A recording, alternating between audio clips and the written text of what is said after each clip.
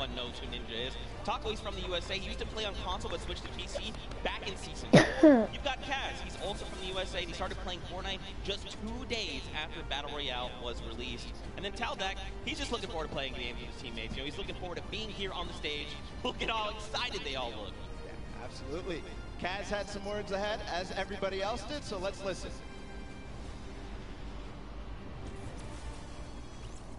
My name's Kaz from Team Little Whip Warriors. And oh, Kaz is Defra, the trick shot thingy? I played it. I remember that thing. Phase Kaz trick shot. Again, just, you know, when you're ready and you're skilled, you just kind of just, hey, it's fine, we'll be here, no problem. Next up, though, we've got the Ravens Revenge. This team is led by Gotaga. I mean, obviously, you guys know this man is the French monster. Teammates Magma, Artier, and Chappie. Gotaga, who made the map. Talked about it. He actually has played in a number of different things, and we just saw Ninja. He actually once lost 19,000 in a rock paper scissors game against Ninja. That is unbelievable. Something. I mean, sometimes these things happen. It's during a charity stream, so you know. Yeah, it's all for charity. That's what this is all about at the end of the day. A little fun fact as well: Gotaga's his trick and creative map was actually called Elixir City. We kind of talked about that a little bit before the pre-show. We're like, that is a dope name, but. You know, we've been hearing from the players. Next up, we're going to take a listen into Magma and hear what he has to say about being here today.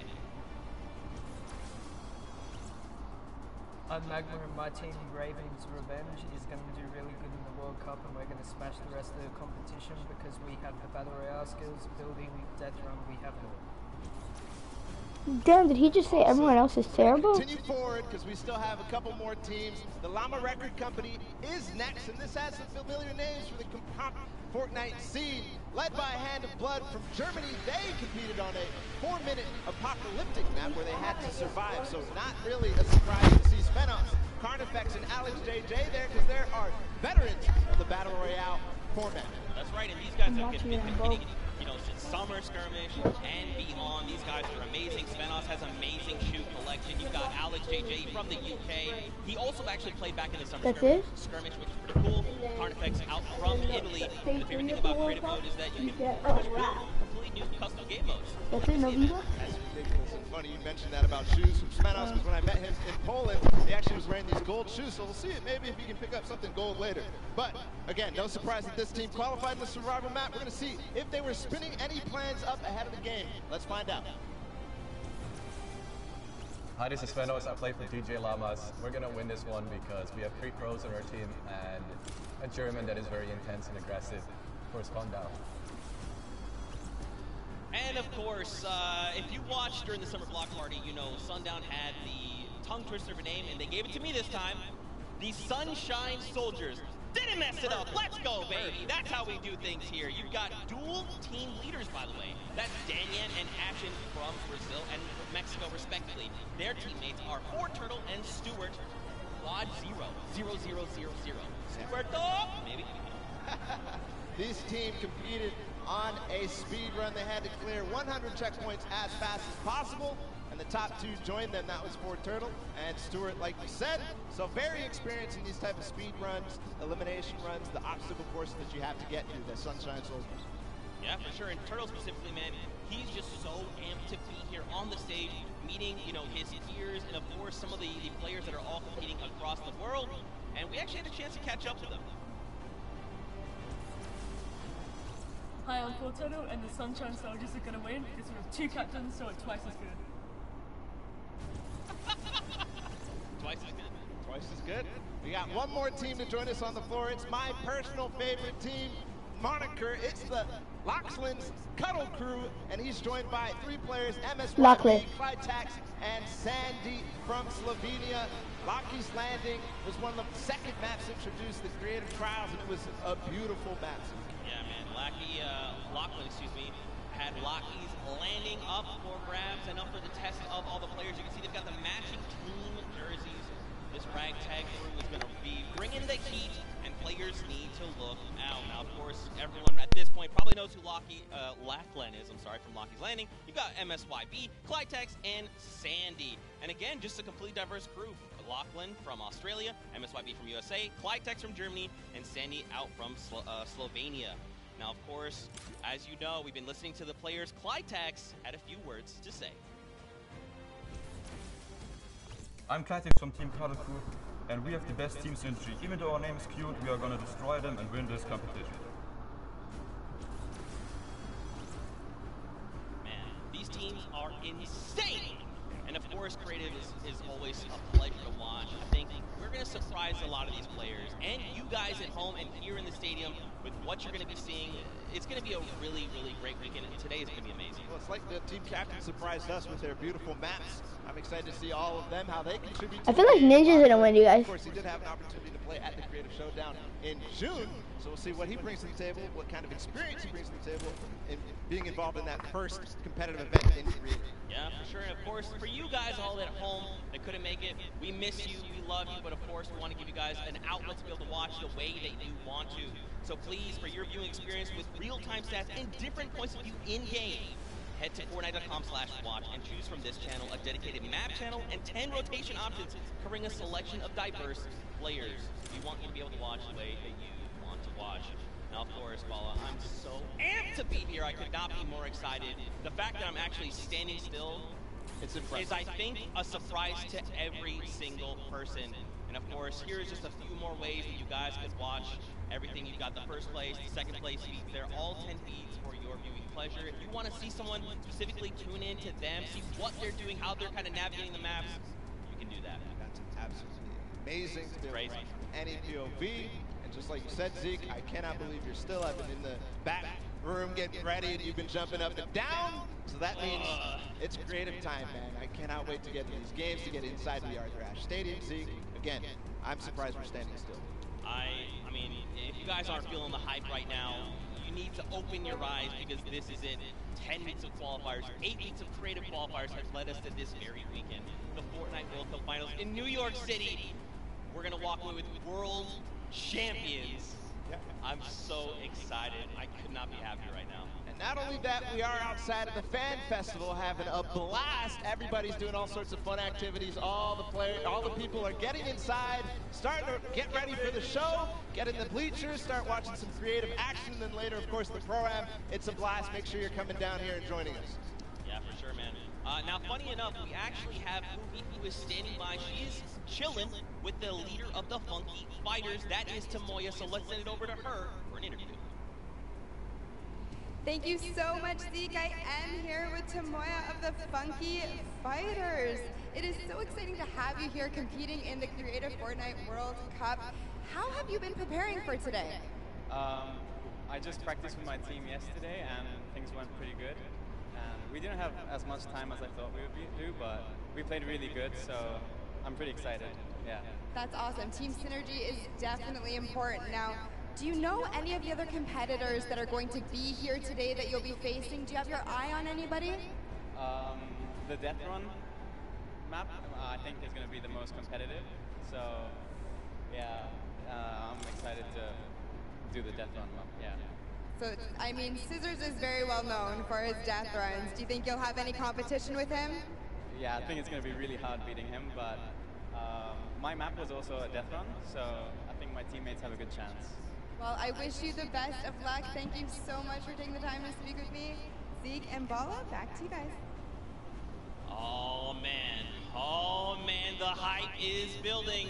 Now guys, the show is getting ready to start, but there it is. You've got the 32 players, 19 countries represented across 8 different teams. The Fortnite World Cup Creative Finals are about to begin. You ready? I am ready, Zeke. I'm ready to run inside, so without further ado, let's send it inside to kick things off. Look at that. Look at that guy.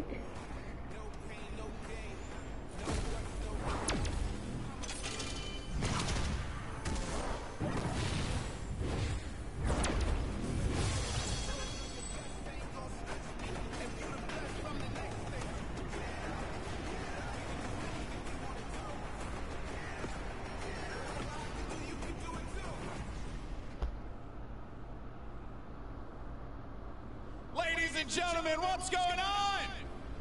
How you feeling today? That's what I like to hear.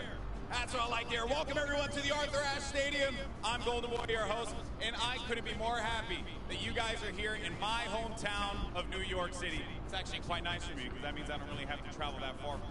It's pretty cool. That being said, we have a lot of cool stuff that's going to be happening here today. Not only do we have the Creative Showdown, but we also have the third Fortnite Pro-Am that's about to go down. It is going to be incredible. You got some of your favorite content creators. They're going to take that stage and battle for your entertainment. Now, you know that we saw a few of the players that were coming out here. We actually have one that you all may recognize standing by with Pookie. Pookie, who you got for me? Thank you so much, Golden Boy. I am up here on the main stage with Ninja. Familiar faces for everyone in the crowd. Let's hear it. How excited are you to be here today at the World Cup Creative Mode? This is something different for you, I'm sure. Yeah. I haven't really done too much creative, but I've been playing a lot with these guys, obviously, the last 48 hours. And no, I'm really excited. I think we got a really good chance, and we're going to have a lot of fun. Now, tell me a little bit how your team came together. Yeah, I checked out their Hi, welcome to the chat. trick shots that they submitted, and they were all, you know, they stood out to me. They were special. And it was just an easy choice to pick these three guys. And, you know, like I said, we've actually been bonding pretty hard the last 48 hours. So team cohesion is an all-time high. Team cohesion, I love it. We should have named you guys the Ninja Trick Shot Warriors, really. That would have been awesome, but there's no, I mean, there is a ninja skin kind of in the game, so, you know, we could have had, you know, I'm watching the World Cup finals today. And anybody that you're looking forward to facing off against here today?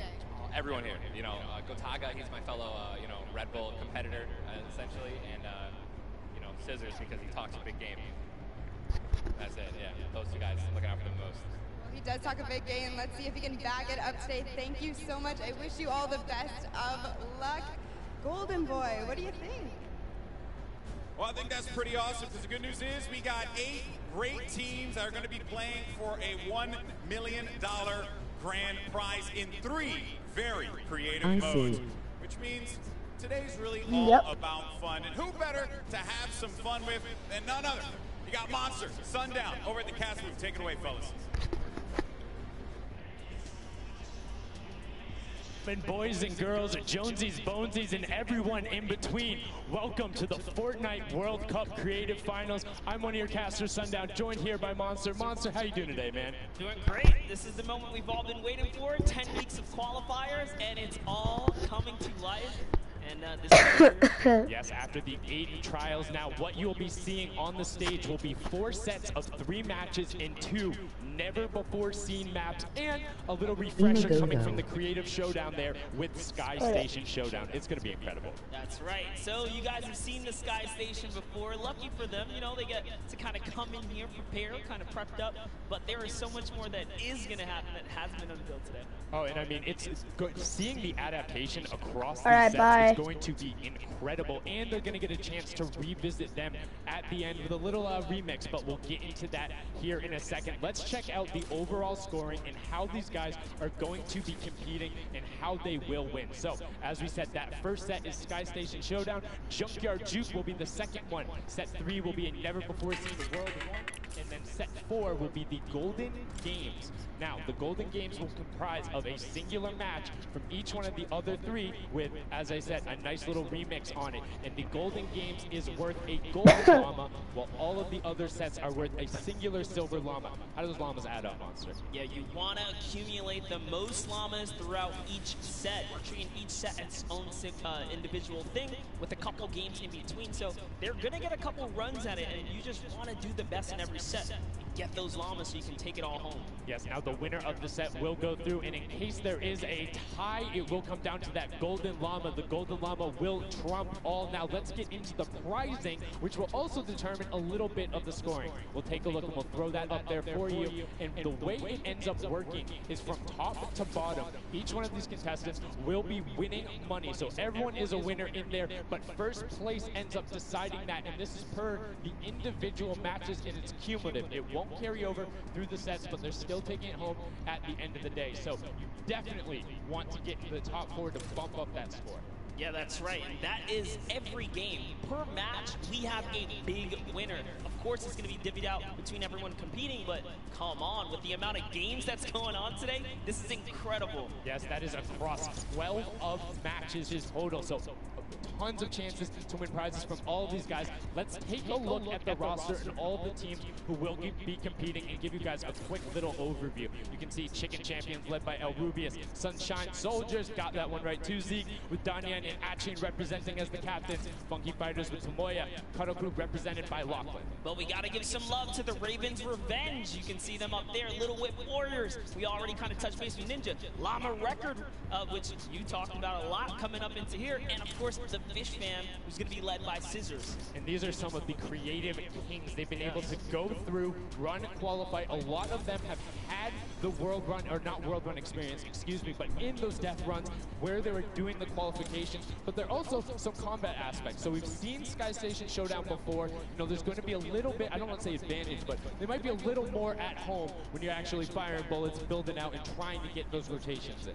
Yeah, I mean, you cannot underestimate any of these teams. These guys grind, and they all play Fortnite. But let's go ahead and take a look at the format here so we can kind of see a run on how they take these victories. So now the VIP will be those creative captains, and they have to be the one in the capture point, uncontested, to score points. They will get 3 points per second in the initial hills, and then the first team to 1,000 points, or the highest scoring team by the end. And also, the creative captains will be wielding the Infinity Blade. That Infinity Blade will be important because they have to get to the capture points, A, B, and C, which will give 3 points a second, and then 7 minutes into the round, point D opens up, where you will get a lot more, 12 points a second. That is what a lot. That is what you want to do. You want to gun for the point D on the map. That's your comeback, or that's your lead taker.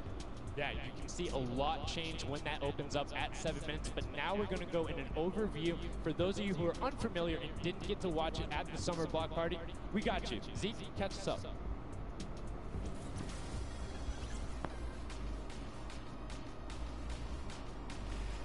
This map is a collaboration between Team Evolve and Epic.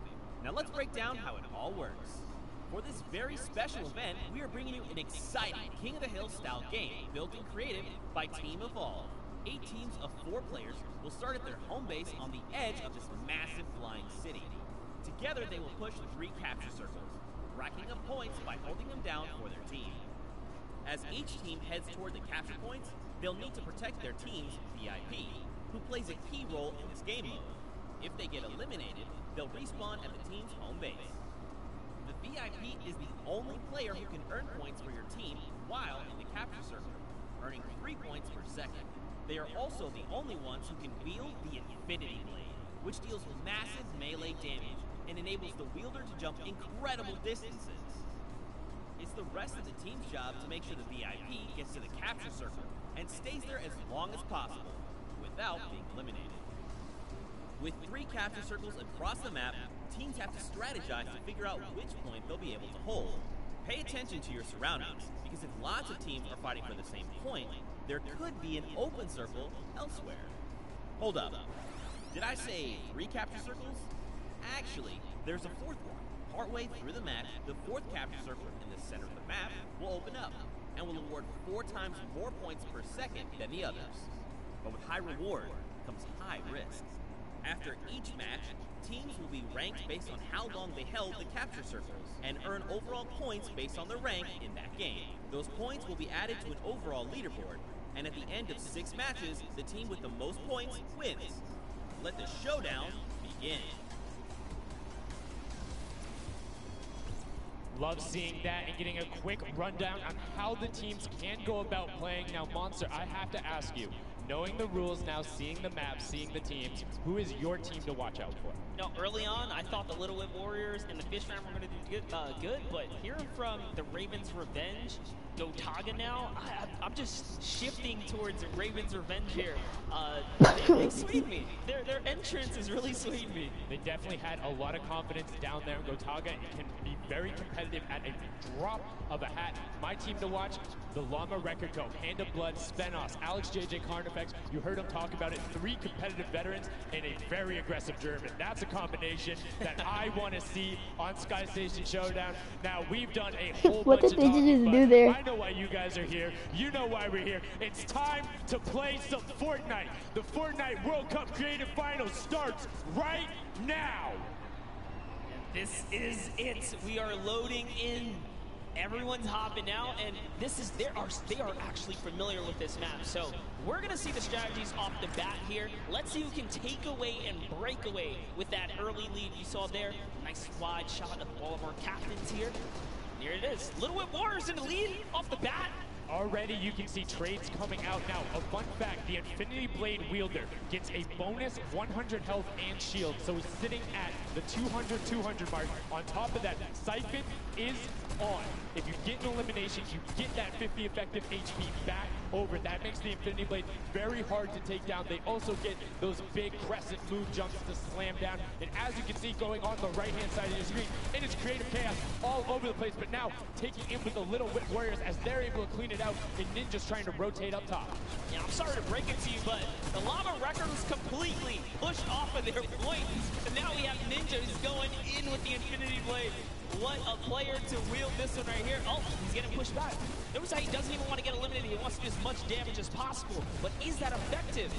I think you just kind of reset and you go, or you get up there and you start swinging. The 75 damage hit will be able to take it down, and the Llama Record Company establishes itself right back up. Now, what's going to be interesting to me is how the players utilize the building. You start with 50 wood, and then if you get an elimination, you get 25 wood directly into your inventory. So if you're able to kind of eliminate out and put pressure down, you can get some ridiculous kills, as we're already seeing on top of the blue hill. Yeah, this is actually a neck-and-neck race right here in the early game so far. Fish Fam, Chicken Champions, and Raven's Revenge are all trading spots at the moment. And Sunshine Soldiers comes right on in to wipe that up and get them out of there. Nice job for Stewart. And look at the Cuddle Crew across the way, just now getting their first points because they've been contested the entire time, whereas Llama Record Company has only had one team coming up towards them. Another thing to note, let's talk about the loadouts here, Monster. What are they rocking? They're rocking everything that you can get in the game, from blue tactical AR up to that hunting rifle. So you have the long range, you have the close range, you have the AR. You kind of just pick and choose your battle, what you want to use. And the one thing you're missing that the Infinity Blade wielder does not have will be 9 impulse grenades. So everyone has a bunch of mobility to be able to get up there. But you see right there, Scissor's able to cut down a bunch and get a decent amount of timing. Let's take a look at the score. Little Whip Warriors climbing up, but it is only a 5-second uncontested lead, and they're building on it. Right now, not a lot of points. Yes, Ninja's team is winning, you guys. I knew you would win this. 7 minutes, it's going to be that much more important. Yeah, this is It's going only 20 away better though. than I expected. There is no one dominant team so far. But the Little Whip Warriors are doing No, he's so dead. great right now. There goes Ninja, and he does get traded out. Raven's Revenge kind of takes it back over. Will Gotaga squad manage to hold it down for long enough to get their, points in? Don't forget, he has to clear out the point. If there's someone on it, you're not going to get anything. Right, and as soon as you're up there, teammates are not building for you, you're exposed for the entire map. Everyone else is able to see you. You can see El Rubius going in, but the double tack plus the Infinity Blade wielder. What happened with the Little Whip Warriors? This Llama Record Company team is looking to go platinum with a great defense of their point. There it is, very nice. Finally starting to earn some points, trying to break that, triple digit Hand of Blood. Little fun fact right there. His dog Falco is Germany's He's gonna pass the Raven Revenge. That's They're gonna pass the chicken taste too. Now that's like, is there a statistic for that? Like, do you go down the line? But one thing I do want to note for Hand of Blood, look at the eliminations coming out of the Infinity Blade. Already sitting on 7 and being aggressive. As the more he gets that siphon going, the better he's going to be. But the chicken Ninja team's not winning anymore, you guys. There, no tender defenders are going left. Able to hold the top, and now crawling their way back up there. They're only about like 10 seconds or so behind the Funky Fighters? Dude, wait a second. Where do the Funky Fighters come from? Suddenly they're at the top here, and the Little Whip Warriors have not managed to earn any points. Sunshine Soldiers looking to kind of ruin that festival up top, but it's Tomoya We touched with him with Pookie early on. He said, you know what, he chose his players, you know, specifically because they're great at death runs, but it looks like they battle it out too. They're doing a very good job of making sure they go at the same time. You can see Samoya here being patient, doing everything he can to try and find an element, but he doesn't want to commit before his teammates are there. He's waiting for Kuzu. They're there. Kuzu coming up with him as well. The fight is on, but we switch back over to Scissors just chopping down. But the fish bam is a sushi there as the retake happens. That is actually crazy. Watch him kind of wait there, prepare the ambush. His team comes up and they collapse on the point, and bye-bye fish bam. And notice they had enough mats to completely encircle the top, but the Infinity Blade will be able to come right out. So instead, Tomoya jumps straight up to just stall out a couple every second, because every second matters. As you see Kuzu also on 8 elims right now. The sword players putting in work. We have a bit of a tie up top. Funky Fighters and the Brett Barber team is losing. So close as well. The Kyle Taylors who said they would win. And I like seeing the Funky Fighters using impulses out of spawn. You get 9 of them, so it's great to throw them off, to knock other people off the point, but use 3 to get a little faster. These guys are all very experienced in terms of navigating basically every part of creative and battle royale. So they can use those little quick impulses to get themselves more efficient. As you see Zan go down, Suzu go down, Scissors go down right there as Lachlan is just cutting them apart. But Tomoya, again, the Funky Fighters come out on top with the Infinity Blades at least, so no points going over right now to the Cuddle Crew. Oh no, the Cuddle Crew does not have the Infinity Blade wielder here, so Clitex has to kind of hold it down for now until the leader, the team captain, can get up to the top. If Lachlan gets there in time, he might be able to, but nope, they kind of lose their point of interest, unfortunately. And now Gotaga goes up and goes straight back down, not able to catch himself on the edge, so Raven's Revenge gonna have to wait a little bit before they get points, but have full control. Gotaga unfortunately breaks some of his teammates' build there with the Infinity Blade. Yeah, you see Chappie. Chappie's from, you know, the USA. His favorite aspect of creative mode is actually 1v1 build fights, so this is why they're doing pretty good right now. And they kind of close it up. Looks like the Cuddle Crew has come back, but the Fish Fam is here to ruin that entire party. Can they shut it down? And Scissors survives just for a bit more. And again, you see every single time the Funky Fighters go up, it is never a solo person. Oh no, they just see us back up. Let's go. I don't even looking. And they immediately box up. But while we've been talking about them, let's check in back with the scoring as we're now right around the 3rd mark in a minute out from that 12 point per second circle. And Ninja's team, the Little Whip Warriors, are Little Whipping all over as Tomoya goes up, comes back down, and the Shing Shing was not enough. Cuddle Crew takes it down. Did you just say Shing Shing like Mongrel? Utilizing the dive straight up into the air to kind of disengage off the pressure. Ninja's doing a great job chopping up here. He's already at 8 elims. That, never mind, make that 9. That was Gotaga who went down right there. And they finally get another run at, you know, advancing the lead here. And they are slaying out, too. You see every single one of them almost to the double-digit marks. But, Taco, hello, that was your head. Yeah, you got to be careful because, hey, if all you're doing is sitting there rifling, that's fine. Somebody's going to take a hunting rifle and make you pay. Lachlan goes up. MSYP is just behind him, and Lachlan is able to take that one over. Kaz is trying to do everything he can, and he does get Lachlan, so good delay coming out from there. Lead. But here we go. 3, 2, 1. Middle point is open. That's 12 points per second, and right off of the bat, we see Cuddle Crew heading towards the impulse is going out, and a swing and a miss there with the Superman jump from Ninja. Not quite gonna get it as Rubius and Hammer in the circle right away. Rubius under fire, but Ninja under fire. Who will take it? Rubius has the better sword on the day, and then immediately taken out. This is chaos. Whoever's the last one here is probably going to be the most successful. But remember, you need your sword wielder. Your captain has to be there. If Lachlan isn't there, it's not even worth fighting for. So Playtex doesn't care. He's trying to pick up that elim counter. And he's on it. He's playing some good defense there. Down goes Hand of Blood. No points for the Llama record anymore. They actually use that. Just a couple seconds, put them all the way back up to 2nd place. And 2 of the Cuddle Crew right now have combined for 31 eliminations, but they're not converting it into points. They're currently sitting at the bottom, 189. Little Whip Warriors do still have a lead, but it's already been cut down. And just as I said, with the middle hill, Funky Fighters almost taken away. There it goes right on over. And you see any amount of time in that middle hill is so efficient. Actually loving that little strat right there. They hold a point, then aim out to where these players spawn in and kind of moving from, just kind of pressure them back. Yeah, so that's when you need somebody with a hunting rifle to start taking shots and saying, hey, pick on somebody else. If you look this way, you're going to have to respawn, because if you can get tags, great, but if you don't convert them and into anything, it's not worth it, as I just kind of stuttered, because Carnifex is sitting on 23 eliminations, Hand of Blood on 14 right there. That's why the Llama Record Company is ahead right now. Yes, they were using that 4x bonus on capture point. Yo, the Brave Bombers went high. After the 7. Damn. Now that we only have 5 left in the game, it's up to whoever can hit that 1,000 first, or the timer runs out. But at this pace, I think the Fish Fam, the Funky Fighters, or the Llama Records are probably going to take it here. Yeah, the Sunshine Soldiers are We know Ninja Team won't win.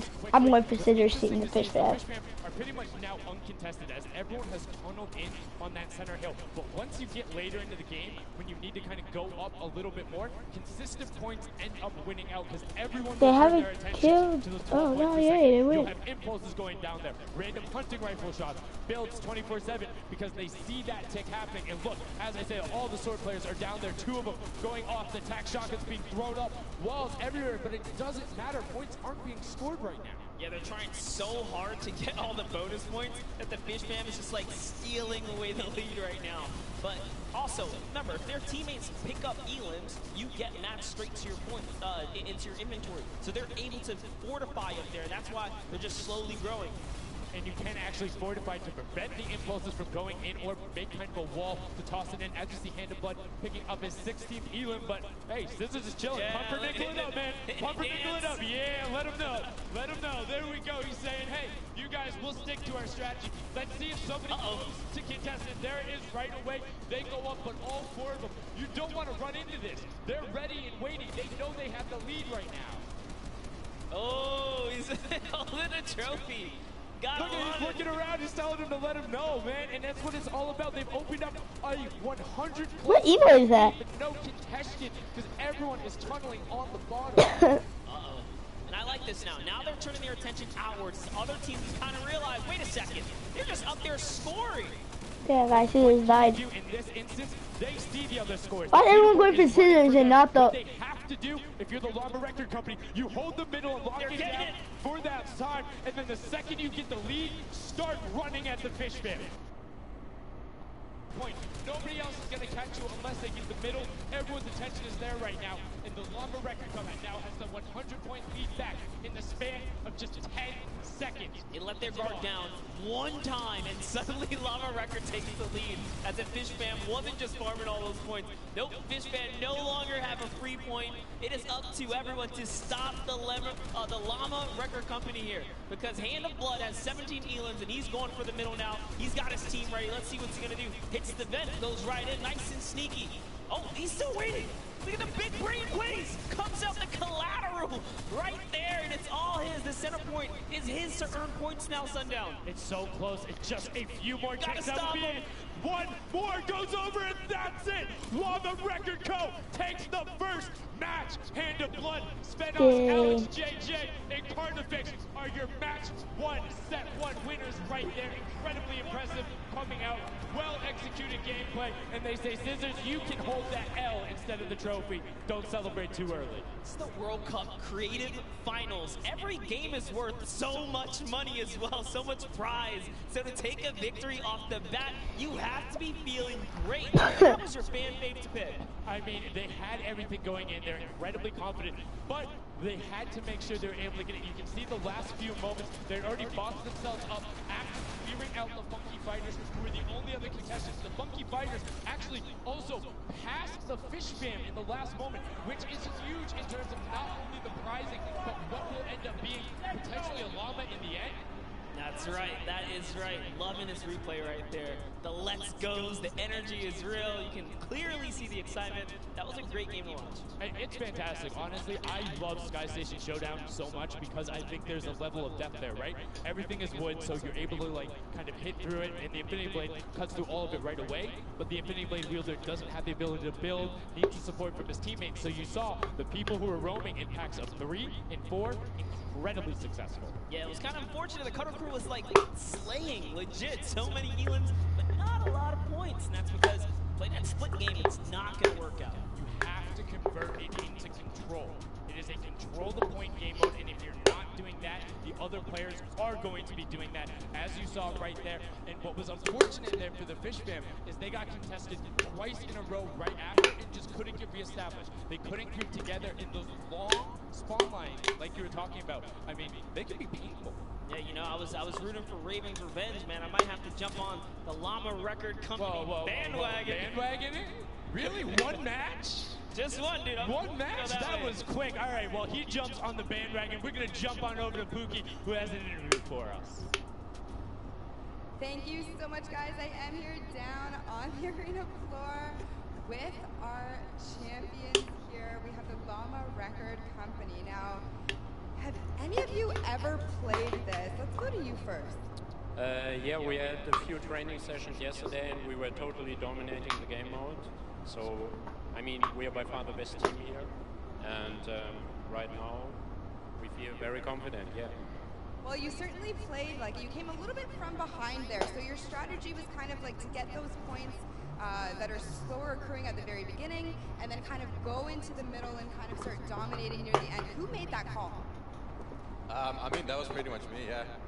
Like, we know that at 7 minutes, like, the middle just opens up and you get like 12 points a second instead of 3. So, yeah, we decided to work on that. We weren't that good at first, but we got a strat going. So, yeah, that was pretty good. Speaking of strategy, are you going to carry that into the later games? You're going to change it up? We're just going to do the same thing. Hopefully no one follows us. I mean, now all of your competitors have heard you say that, so we might have to discuss strategy a little bit when the microphone gets turned off. Now, finally, for you over here, how does it feel being here, playing in front of this massive audience? It feels amazing, like it's just a dream coming true. Thank you. And for you over here, you've traveled all of this way to just be here, be at the World Cup. Is it surreal? How do you feel about it? It's an experience. It's really nice. Yeah, and we love Spandau. Yeah. All right, well, we'll talk about that. You guys got to educate me on that. Not sure what that is. Thank you guys so much. Congratulations on taking the first game. Casters, back up to you. Thank you so much, Llama Record Co., Hand of Blood, Spenos, Alex, JJ, and Carnifex, taking the very first match of the Creative Finals, the first match on the stage. I mean, it was an impressive format. They clearly had a strategy they wanted to execute on. It took them a little bit to get there, but over the course of the game, they were consistently accruing points. Yeah, I should have known last night they were going to do good. Saw them on the hotel lobby. They were hanging out, literally as a crew. One of the only creative teams that I saw sticking together like a squad. Should have put my money in. Like I said, bandwagon. It took less than one match in an interview, and he was like, oh yeah, I'm fully on board. I'm no so problem. convinced. It's all good. This set has been so exciting. I mean, who are you looking out for? Who can contest them? And what do you think the next step is to shut them down? They say, hey, we have a game plan. We're going to do the same thing. And I agree. If it's not broke, don't fix it. Like, stick to that if you're going to keep winning. But what do the other teams do to now make them uncomfortable? How do you go challenge them? I mean, honestly, we saw a lot of that team play out of a Fish fam, right? You wait for your Infinity Blade wielder to come up and then get the team to back them up. You have to work together. And remember, when you catch an elimination, you get mats for it so it can help you build it. Yes, mats and the health back, but the first match is done. The second match is kicking off right now, and we will have a pretty good idea of where we're going. I'm excited to see if they can repeat, and now the second match is underway, and right away you can see some players sprinting out, some opting to take some hunting rifle shots as Lachlan grabs that Infinity Blade and goes straight up. And you can see you can actually make it to the top if you hit the vent, jump, and then jump again. 2 jumps right away. Fish fam and chicken contenders. God. Awful. Chicken champions. Apologies. Tenders, chicken what? You trying to eat somebody? Defender, Let's chicken go. tenders. I know, my fault. All right, here we are. So this time around, the Sunshine Soldiers actually managed to get some points off the bat. Very good for them, but Little Whip Warriors, same thing we saw before. How to take, a little bit of the first big step here.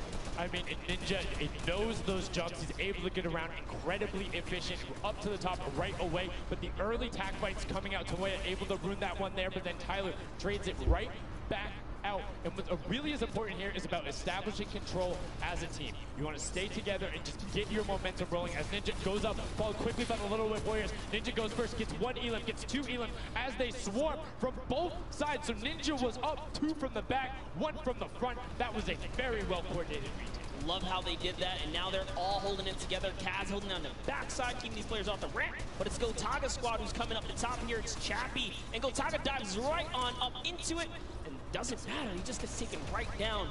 This is what you need to do here.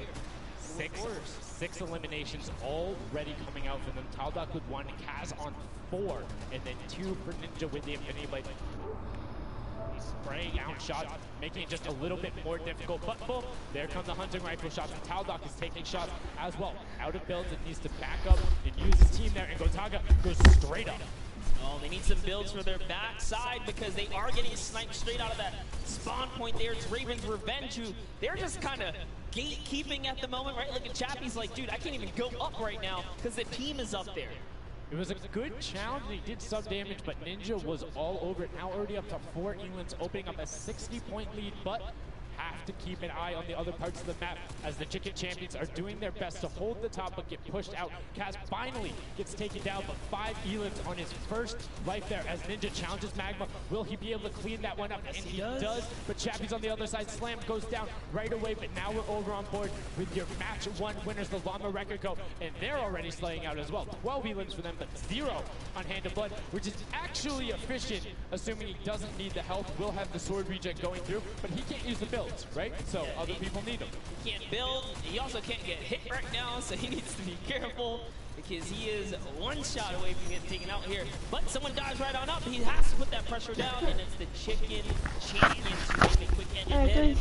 I'm back. Their turn to start Oh, no. crap. They're winning by a lot. Good attempted defense from Carnifex. Was able to trade out 1, but now we have 2 swords up top. Gotaga and Lachlan just trying to beat each other up, and Gotaga comes out the winner of that one. Other Cuddle Crew team does pick it up there. Just remember, it's 3 points when you're standing in the circle. Uncontested, it has to be the VIP in there. When we hit 7 minutes, there's the 4th circle that is 12 points per second. This is definitely very intense for Tomaya here, who again has no health. The funk.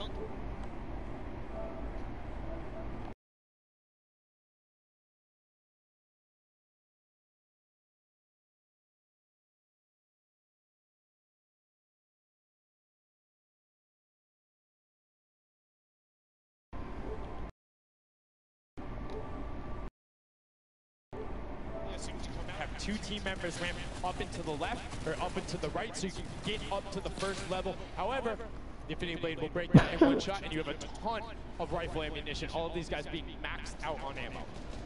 Let's see here. These are all the spawn points. You can actually see the banners hanging, so you know if you really want to focus in and kind of shut down a team, you totally can. And Llama Lords are not doing great this game.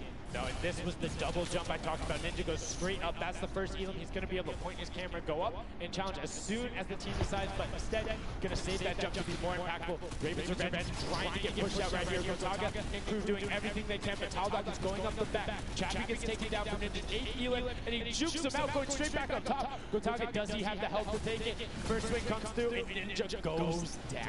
Yeah, he just needed another Elam to put him back in the game. Got to get that siphon bonus.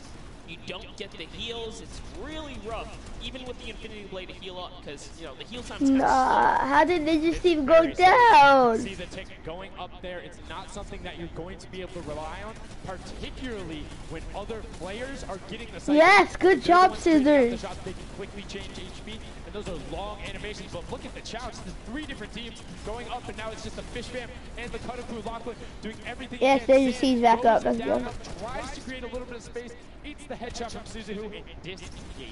Cuddle Crew finally getting a couple points here. It's been pretty rough for them so far on this map here. You can see this struggle just a bit. The story has definitely been Ninja's. Oh, that's sad. He's doing pretty good right here.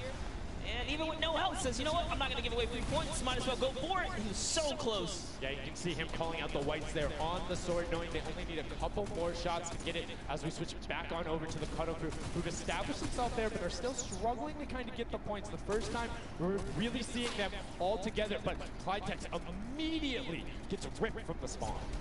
Yeah, Lachlan's team needs to represent. There they are. They're finally starting to score it up. He's got a couple of eliminations. You can see X-Sandy here, 16 Elim, so definitely has some Slayers there. Yo, they need to figure out their game plan because they're getting Elims and putting things together. They have solid numbers. They're just not getting the right hill time. Maybe it's go somewhere else. You don't always have to go to the point that's directly in front of you. Go contest someone, or maybe just go mess with somebody at their spawn. Delay them so they don't rotate towards you. Like a number of times, as you said before, you can see where people are spawning. If you want to go deny Middle's about to open, you guys. to deny them, just know that player is coming back over and over and over with likely more resources than you. Every single time. Look at this. The Little Whip Warriors approaching that 400 point mark, and in just 1 minute, that new point capture deed will be unlocked in the center of the map. And while they have a solid lead right now, just under 150 points, that disappears in the blink of an eye. That's about 15 seconds uncontested in that middle hill. That's just how valuable it is. Yeah, the Bright Bomber team's the worst team. I don't like that team's really bad. And then the Fish Fam were able to get it back up, but after that, kind of cycled it back in. The center point became the focus and where the win was taken. And right now, Llama Record Co., you said they were struggling at the start. They're doing fine right now in second place, Monster. They're definitely creeping their way right back up. They're about to hit that 300 point mark there. Here we have Svenos just on the point by himself right now, waiting for Hand of Blood to come on up, hopefully. And again, no surprise, Ninja and his crew has found themselves another point. And the way they've angled this build is brilliant, because if you come up the steps, you're pushing into somebody's right hand, and on the other side, you're blocked off, as Ninja then just drops down Stewart 0-0-0-0, and he gets picked up with the alley-oop from Gotaga, as Gotaga comes up with Magma 1-2-3. Ravens out of nowhere, but the Little Whip Warriors don't care. They're cutting down in 3, 2, 1. You can already see MSY down there, Alex JJ down there, Carnifex down there. They're trying to set up control right away. Llama Record Co., but the impulses are raining from everywhere. Hand of Blood really trying to get in there early too, as did every other captain, but it was to no surprise, not effective. And you can see that the Chicken Champions are committing to the 3 points right now. Little Whip Warriors as well, while contention is happening. I'm not putting my best, but I think the Ninja team win. Points coming out of the Chicken Champions is going to be beneficial, but also just like that, ooh, who just sniped him? However, this game, that's a RIP in the chat. Yeah, but look, Fish Fam's doing the same thing they did last time, just slowly, or actually, sorry, the Chicken Champions have adopted the strategy. Fish Fam are doing it too. Oh yeah, they're creeping up there. So there's 2 teams who are just hanging out up top, no problem. All the other teams are not contesting. Ravens Revenge has control of the of one of the other side. So every hill is occupied and full control by a team, not being contested. Everyone else is Ninja, do something. The Chicken Champions are right behind the Little Whip Warriors right now. They're almost in the lead here. They just have to kind of hold it down. Honestly, the Little Whip Warriors have to identify what platform they're on and go take it. Well, this is what happened to them last time. They kind of had a good lead and then stalled out. You need a game plan with the middle platform goes, and you either need to stick to it or, depending on the score, be adaptive. Because right now, Chicken Champions, they're being fine. As long as somebody isn't controlling the middle, they're going to be able to have that lead, and you can send one person to just throw impulses down there over and over. Just be annoying from the top. Your Scissors. 6 Elans looking good on this other point, and now he's in the top 3. They weren't even close before, but just by slowly, consistently gaining points here, you can see they're breaking those thresholds slowly but surely, and Little Whip Warriors are no longer moving. Yeah, Little Whip Warriors actually unseated the Chicken Champions there from their control point. They're taking it over. They're trying to get it back, so that's a battle right now. But the Funky Fighters out of nowhere, middle hill, and all of a sudden, what the hell did the Funky Fighters come from? Going to pass 700 in just a second. No, getting pushed out, and now they're back in there. Tomoya going off right now. Llama Record Co. down there and trying to push him out, and you can see they're contesting it over and over. No, the chickens. Kill the chicken. Slowly just battling for this #1 Chicken Champion. And kill the Mr. Funkies. Well. The Fish Fam no, not too far either. Everyone's so close here in the top 4. Why do you even see the Fish Fam? Oh my god. You win 55,000 bonus bonus in prize. And right now, Suzu is going off. 21 eliminations, and right as I say that, apologies for the caster first, but 21 eliminations from the Belgian. He loves practicing his builds and creative, and is showing it off here with really clever defensive cone edits up there. But right now, Little Whip Warriors are going at it. Tomoya gets the better of Ninja, and he gets cut down, but Funky Fresh Fighters then get sent all over the place thanks to the impulses from above. I love this strat. He kind of sends out for a second there just to kind of catch a breather, see if his teammates come back. But unfortunately, the timing was just a bit off. And the Llama Record Company now control the middle point. For how long, we will find out here, as this is their comeback. I'm rooting for Scissors or Ninja. Desperately here. Hand of Blood still alive, just long enough. So if Scissors right now could pass the Funky Fighters, then he's good. Playing the long game here. Just eating away at the threshold here. Nope, they got middle. Oh, yeah. I'm assuming they've sent him to just go either watch middle and be their middle control. No, he just came up the backside. There you go. And just like go flying at people as the Kanoku come up in a very well coordinated pinch. Three from the side, and Scissors gets taken down, but the Funky And they have one. No, they got stopped at 1 point. Yo, so if you are the Fish Fam or Little Whip, right now you have to send something to stop them. If that Infinity Blade wielder gets out of spawn and goes anywhere for 1 second, they will win. Somebody has to deny him. It is all on Tomoya. Anywhere he goes, it doesn't have to be the one near him. If he touches the middle, a singular, uncontested second will be the victory for them. These are the final moments here, Sundown. Look at him, he's got a slight grin on his face. He wants to do it. Is this the point that he's gonna make it? Here he goes, he takes the stake. He does miss. He's going back for it now. His team's up there. All he has to do is swipe just a couple of times. Can he win this straight? Nope, yes! And as you watch, check the points on the right hand. Little Whip! He's climbing up by the 12s, and as they did it, Llama Record Go gets the control there, but Little Whip contesting them right back. Funky Fresh Tomoya will be back and looking to find it, but the contestant is going for the middle. Here's Tomoya, he knows just a Little Whip's going back up. Can he get it? Oh, yes! The impulse grenade at the second he landed, knocks everyone out. No one's in there. Can he find it? And he does. That's it. His feet touch the ground. The impulse doesn't go off. Tomoya takes it for the Funky Fighters with some brilliant teamwork. What an intense endgame, too. Get taken out at 999 points. Really, anything can happen in those final moments. I'm telling you, I love the Sky Station Showdown. Can't wait for more people to start playing. And the Funky Fresh Fighter right there celebrating with his team. You can see them just so excited, so happy. Let's take a look at this final replay. Now, again, we talked about it. The impulse is being a great denial tool. Right there as the player goes down, sent back out, goes in, but misses the jump monster. He almost had the flashiest ending ever. Just kind of diving in and wrapping it all up. But it was just good enough. Like you said, he only had to stay there for a bit. And even with the impulse bumping him out, that's it.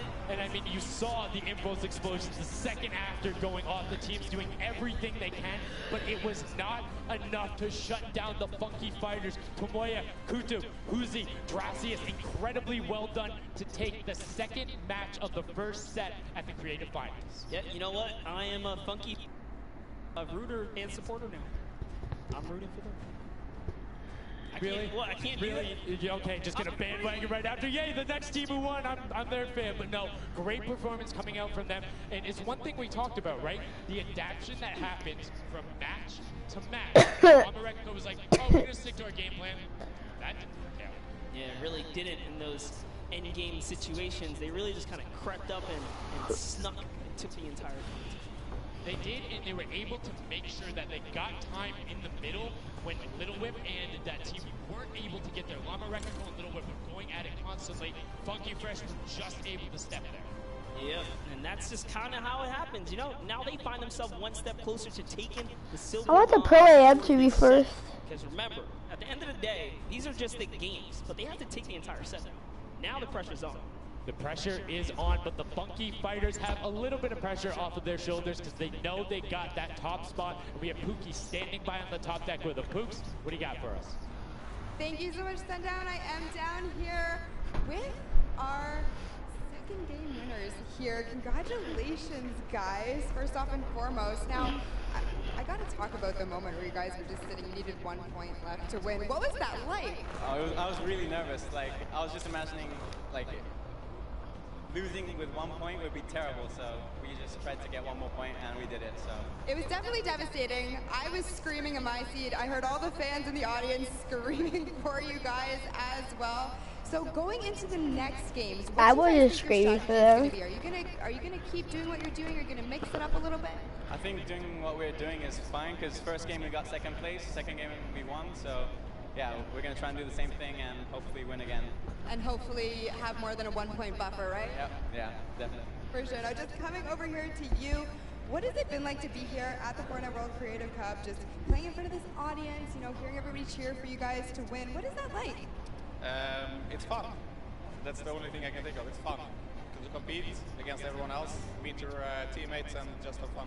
Yeah, and have you guys had a chance to play together before? Is this your first time playing together as a team? I don't hear it, sorry. Is it your first time playing together as a team? Yeah, it's the first time. Well, you guys definitely make it look super easy. Thank you all so much for being here and talking to me. I'm gonna let you get your synergy back together. Sundown and Monster, back to you up at the desk. Thank you so much, Pookie, and the Funky Fresh Fighters. I mean, their game plan has been solid. Second place, first place. Now, I understand why you might want to bandwagon a little bit, but I'm still going to hang out with my Llama Record Co.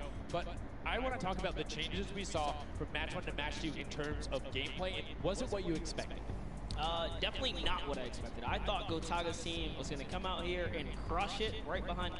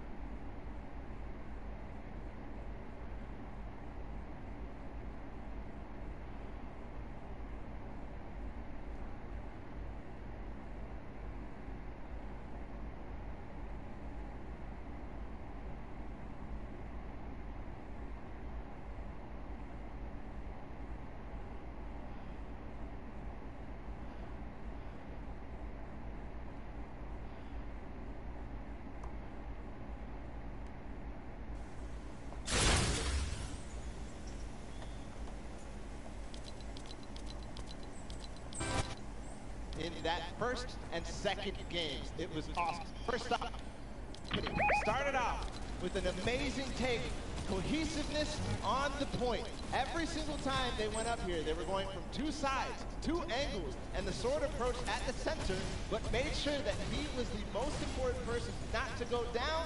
You see there, Hand of Blood and his teammates. So Ninja, what are you doing in your life right now? Fights are really easy for them to just mow it down, but immediately as he realizes his teammates are up on the point, about to get up, about to push the ramp, he comes up from the side, slices and dices, but meanwhile, they ended up falling down the leaderboard. If you look at it now, where they're at, they're only in second place. Fishman was ahead of them. But all while Scissors was dancing and talking all the smack, telling his teammates, trying to get the crowd involved, it was Llama Record Company making the plan, making the play to get in towards the center. Absolutely amazing take in the center on this first game. Led to Hand of Blood staying in that point and absolutely dominating with the super point there. Guys, 2 matches down on Sky Station. Showdown, 1 more to go. We'll see where Monster lands at the end of this, because I will maybe join you on that.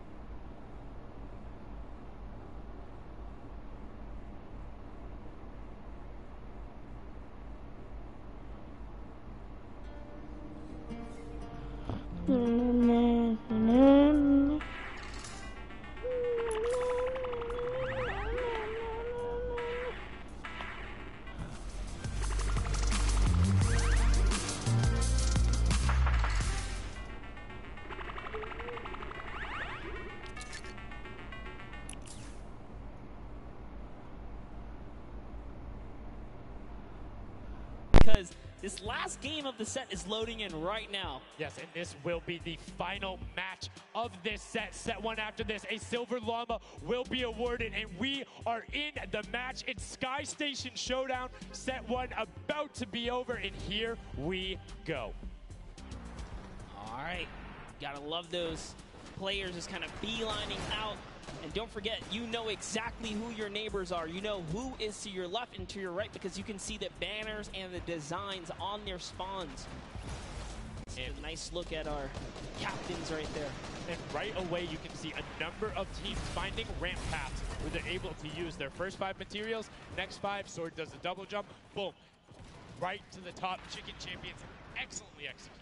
Yeah, this is what matters right here. Is stopping the Funky Fighters because clearly they have been doing some good work together as a team so far. Tomoya is off to the races here though, sent to run away. Can the Sunshine Soldiers come back? Can the Cuddle Crew make a big appearance for themselves? Because they can really shake it up here. It can go any which way depending on who has the most victories really in the best placement. Yeah, so currently you will see the fact that they're able to be pushed off right there. Llama Record go putting shots down towards the spawn. You don't want to peek though because the hunting rifles will be coming out in the shot. Just misses Carnifex right there, and he trades back down. Ninja firing it off, but gets pushed out by Raven's Revenge right there. Yeah, Carnifex having a tough time kind of listening in there. Carnifex was sniped from the side. Now we have Taldak here jumping right in from the Little Whip Warriors. He's going toe-to-toe. Otaga's down and out. So, if I'm the Llama Record Company, and I know I've won a match, and then I did okay in the last one, they were in 4th, so they were there, they were close. Funky Fighters have a win in the 2nd place. Do you send somebody to just hard deny the Funky Fighters the entire time? You don't get the Silver Llama if you don't, right? If the Funky Fighters finish above you, they're going to be finished off. Do you think they can spare somebody to do that, though? Because it's better off to deny them than it is to push up the top. Yeah, but the problem is then, the Little Whip Warriors have been so consistent, you literally allowed them to snipe the competition because you over-focus. So I think the play here is play your game, and if anything, stay away from them. Let the rest of the server do that, gritty work for you and dominate the other side. Take that victory. There you go. I like to hear it, Monster. That's fantastic analysis. That's why we keep you around. The breakdown and making sure you challenge the initial opinion there as the Ravens Revenge are able to get on the top and in a fantastic spot of control right now, building up a 40-point lead. Yeah, even Gotaga's team is still in this. They've been doing relatively well so far. Here it is. He just kind of goes toe-to-toe and Ninja strikes him right down. Oh, but hey, his teammate comes on in, Raven's Revenge. Who is that? Magma comes right up to the top. And give you guys a little fun fact about Magma. He's from Australia. He started playing in Fortnite Season 2. His favorite aspect of creative mode is actually speedrunning. Always finds new ways to kind of play the game. I mean, good on him, man. I get incredibly frustrated by that, but then watching these guys do the speed runs and how quickly they go through and how efficiently, it just reminds me why we're up here talking about it and watching them do this creative madness as Scissors cuts through the competition, goes straight up to delay and right back down. Cuddle Crew not quite able to get him. It goes up again, so right now just denying the Cuddle Crew the points, but we talked about how we wanted to see more from them right now, pushing into the top 3. Yes, the Cuddle Crew, come on, make a big appearance. Every game is worth so much. You, at the very least, want to be up in that top 4 contestant so that you can take a little bit more home with you. Here it is, Ninja. Disengages, actually just takes down Magma. And hey, I like the strat here. He says, you know what, I got low health, let's just get back on this respawn wagon. Doesn't even give anyone the satisfaction of stealing the siphon. I was about to say, no siphon, no materials, quick reset, knows he can get out there, was basically in his spawn anyway. That is the type of competitive edge Ninja always looks to give himself. I love that. That was like 200 IQ low-key right there. It was very well played. But back to Gotaga and Hand of Blood here in the same shot. Hand of Blood he can't do much. He knows there's a team up there. Waits for his entire squad to go up the ramp and then hops right to the top. But now back to Gotaga, who's on this point by himself. He wants to kind of bait him into the close. Can he get the hit? And he does. Taldak goes right down, straight to the top. That was sick, using the jump right as the animation had started to make sure he clipped him from the bottom, dodges the Funky Fresh Fighter out. Gotaga now getting pinched from the side. 3 of the Funky Fresh Fighters up there doing everything they can, and the shots will come out. Trying to find it, and Dracius coming back up to try and get some defense there for Gotaga, instead just going to disengage. And it's actually prime movement right there as well. You just see him baiting and switching, going back and forth, trying to get in there, see if he can kind of sneak in and get some extra damage. And here it is, someone's in front of him. He only needs 2 swipes. He goes down, he gets the siphon. Oh, cannot convert another, which would have kept him in the game. His teammates are here, though. We're seeing a lot more points being assorted. It's a little more top-heavy this game, going towards the 10-minute mark right now, with Raven's Revenge and Llama Record Co. 100 points clear of the rest of the field. Unfortunately, though, the Funky Fighters have fell to the bottom of the totem pole. If they can't come up to the top, they actually are pushing themselves way out of the average, running for the win of this set. So they really need a massive comeback here. But Savenos is showing why he's here with 13 eliminations already, and bye-bye, falls down. Lucky for him, no fall damage.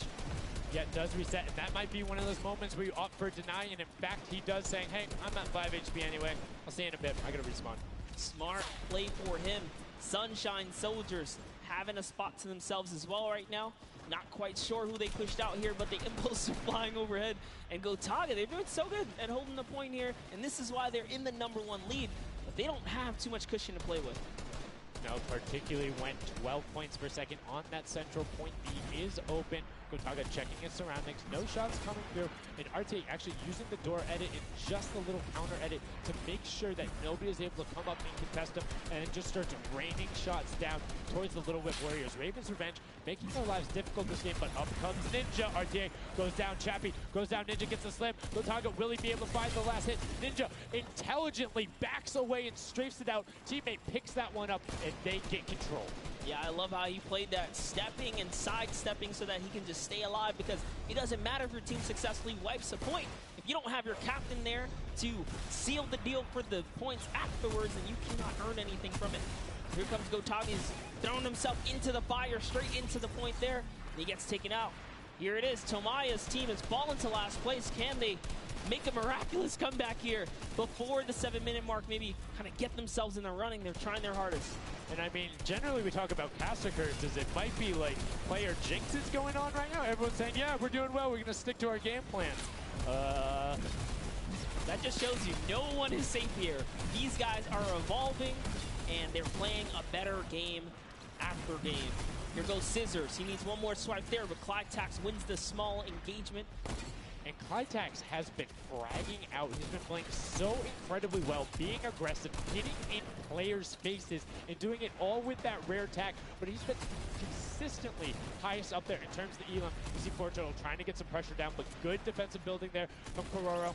Ryan Frantic comes out the side and cleans it up, but there is Hand of Blood coming directly down. Danya is also up there. We got a 3-way battle, but it's 4 chickens saying, this is our roost, get out. That's right, coming right up to own it all for themselves. Rubius doing so good right now. He's from Spain. He actually has a record on, was it YouTube for live streaming? 1.1 million viewers, imagine. Yes, one of the biggest content creators in Spain. Will they be able to push down towards the middle? As you can see, Little Whip and Llama Record Company already down there. We've seen this story before as the fighters go in, but you can barely even hear the shots over the impulse grenades going off as everyone's like, no, we've seen how this goes. The Funky Fighters need this. The Llama Record Company need this. So many of these guys, it's riding on this game right here. They have to get as many points as possible. But even with the 12-point one, we haven't seen a lead like this from Gotaga in group. They are nearly 300 points clear of the next team. Nobody else is contesting there. The Cuddle Crew has now been able to catch up a little bit, but they both just established control in their top zones, and Cuddle Crew won't pass Raven's Revenge by just sticking with 3 points. They're in a fantastic spot to win this match. Yeah, they've actually been very consistent as well, right? They've been doing okay in that top 4, just doing a pretty good job at staying relevant after all of these rounds. So if Gotaga's team takes this, we actually don't know who can take this set right now. It's actually that close right here. Little Whip Warriors have kind of fallen down a bit here, but Funky Fighters clearly in last place is not good. And now, right now, you can see Tomoya coming in, doing everything he can to knock it down. Carnifex challenging as best he can, and Lachlan is just hanging out inside the cone. Lachlan's doing a great job here. He's just kind of hiding, loving the low profile kind of position and take here on the point. He was hit it, but hey, he has to come out now and defend himself. There's 3 chickens who surround him and take down that Cuddle Bear. Oh, man. They're supposed to be the tender defenders, but that was a whole bunch of aggression coming out from them there as they now immediately look and start to take shots. And the Ravens Revenge have now finally been unseated from their three-point game. So a little bit of room to start for the catch-up, but it is utter chaos at point D as Tomoya gets taken down and the Funky Fighters are still in 8th place. There's still 55,000 minimal on this game alone here. You want to win this one. Ravens Revenge, can they hold it? Or will Cuddle Crew find themselves a big piece of the pie here? Because we're in New York City, you know, you got to make pizza references. That's how we're doing it. Here comes Gotaga kind of hopping on overhead. And all right, he wants more points. He's hungry for it. It's unfortunate they're just clipping off the side as Magma goes down, sitting on 23 eliminations right now. And Gotaga doing his best to find where they want to go up, waiting for his team, but knowing that time is running short since that middle hill is still open and being constantly contested. But the Cuddle Crew are catching up with their steady three-point game. But now Gotaga goes up right around the back, able to pick up the elim, and control is rested. This is scary because the Cuddle Crew is also getting points right now. So yes, they're getting a lead, but the Cuddle Crew is keeping up and keeping it very close. They're keeping it very close. And this is what we were talking about. We wanted to see a strategy come out, something defensive where you can get your control. They have now walled them off on each side, thrown a cone on top of them, and they have firing angles towards the other two platforms and towards the spawns behind them. Nobody wants to go contest them, but right now, Gotaga, oh, we saw what happened when Scissors did that. Don't count your chickens before they hatch because they're catching up right now. You can see that 12 points ticking over, but they do still have a lead as players are trying their best to deny Ravens Revenge. Yes, you have to keep him safe. This is the Protect the President strat at its finest. Cuddle Crew still getting points. Llama Records still getting points. In comes the fire from all the other platforms. Cuddle Crew's putting on pressure. They don't want to give him the freebie here. You have to look at Ravens Revenge, though. Everybody is so focused on the middle. Nobody is going and challenging the top team. You know they're over there. You know they're uncontested right now. You have to be putting shots down there. You have to find the tags under Gotaga. And they got him. They got him the difference now. Look at the Cuddle Crew climbing up on their consistent three, but they still have control of the top. They just don't have their sword. It's 2 hops to get up there. That's right, and now Lackley can just sit here. He can just hang out, earn these points. This is what he needs to do. And he's almost there. He is almost there. The first place can be his. Right now he can take this lead, Sundown. But they got control at the same time. It's literally ticking over a half-second away from each other. The shots are going. Cuddle Crew has the lead, though. Will the shot be able to go through? Yes! Cuddle Crew gonna take it down. 999, 1,000. Gotaga and Ravens Revenge in the closest nail-biter yet. Edge out the Cuddle Crew in 2 teams who we said we wanted to see more. They brought more. Are you kidding me? The Fish fans step up and shut it down. Just the fact they stepped on the point, they couldn't earn points and they lost the lead. They were just a tick ahead. That could have been their game. I mean, it's just, let's check out the replay. You can see the counter in the top right, but the Fish fam going up and challenging on the other side. You can see them hopping up there. No one was at the Ravens Revenge as soon as they were there, and the celebration too. You have to be excited when you see that Victory Royale screen pop up when you're up there. I mean, what's it like to win a game on that stage? I have no idea. Those guys do, though. We you know, at some point before the day's over, we really got to recap the other point of a point of view there, because they had it. They were 1 tick ahead. They were there, knocking on the door, 55,000 away from bonus prize on top of this entire competition. It was right there.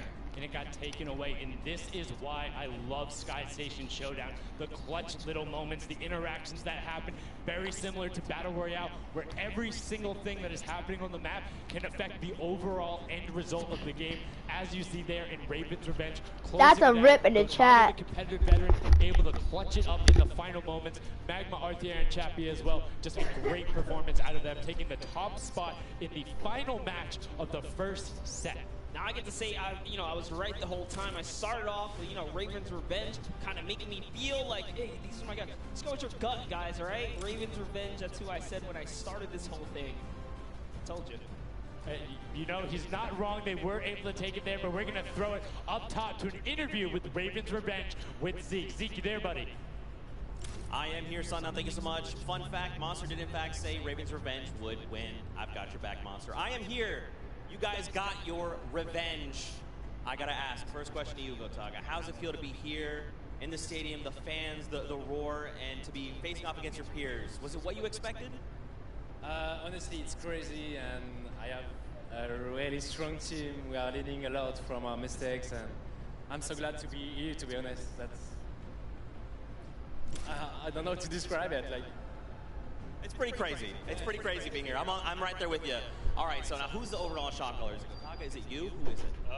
Kind of all four of us. We were playing too afraid at first, so we just had to just go in there and just kill them as fast as we could, and then spawn trap. That was it. Okay, what's the strategy like? Are you guys, talking through at the beginning? Are you guys waiting? Are you guys like going in first? Yeah, we're trying to, really pressure Ninja's team. We're trying to put pressure on that green point. And yeah, we were able to control it over them. They ended up wussing off over to the center. And yeah, we were able to play our game and play what we wanted. Awesome. All right, final question. What do you want to say to all the fans that are here watching, cheering you guys on, and from home?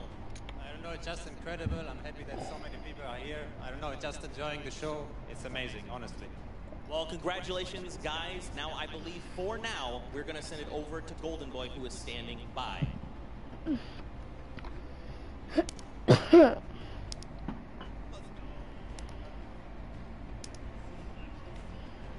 Going on there, and now what we're doing right now, hanging out as they walk back over, just brilliantly done there from RTA, Magma, Chappie, Gotaga. The teamwork from them was just on point. You talked about it, all four strong players from Gotaga, and they're happy with the final result, and that puts them immediately into contention because it's cumulative prize point to find out who will take that first silver llama and kind of get a leg up for the rest of the creative final. Yeah, I actually want to touch on something that, was kind of interesting. He called Ninja's capture point the green point. These guys are, like, that focused here. He's like, okay, we know who's kind of farming which one. They're shutting players down, shutting down their competition so that they can take these sets. Well, that's the next step, right? As soon as you're immediately in there, and that's the big part for Sky Station that I enjoy, is you have the ability to see where the other opponents are in relation to you for score. So if you want to go and try and make somebody's life difficult, you might not be maximizing your points, but you can effectively help your team the most by just denying the other guys and being like, hey, you don't get to play this. And occasionally, if you put enough pressure on them, maybe they default to rotating the other way. Maybe they go somewhere longer. Maybe they have to wait and only pushes forward. All of those are advantages you can get by just putting pressure on another team. And there's so many different layers, and I think when we see the remix for this, it's going to get even more exciting. Yeah, don't forget, guys, here and at home, there's a remix version. We have some nice twisted surprise that we will see unfold as the day goes on. That was just our first iteration of this round, and honestly, it was a great set. But that just leaves us with the question, too. The Funky Fighters, they had an amazing opening, right? Second place is great. You get a big prize bonus for that. You win game 2, and then you kind of flop game 3. Depending on where they went, their average might have really been anchored down. Yeah, that ends up being really, really, really harmful. But luckily there, if you're in the 4th to 8th range, there's no additional, I don't want to say penalty because they're all getting $10,000 for the match in itself. So there's just no additional gain after that fact. You're still able to stay par. So 4th would have been just as bad, but 8th, you're kind of looking like, oh, that'll really bring down the average. It's not the worst case scenario going on there. So they should still be at least in the running, but you can't be comfortable. No. Like, not at all. It's so incredible, and now we are going to go over the stage. We have the results, and your set 1 winner is the Funky Fighters. The last match was not enough. The singular win in the double goes over to them. They will have that first silver llama, and there he is throwing it up, and I mean, you gotta be happy for him. They did it. I thought maybe it wasn't enough, but it was. Love this celebration right here. You kind of are like, it's a little, I don't want to say like bittersweet there, but it's like, oh, you kind of like get pushed out in the last game, and then boom, you get it. But now the silver llama, but they're happy. They realize, and the big thing, that gives them a leg up for the rest of the competition. If they can win the next match, another team has to win both of them.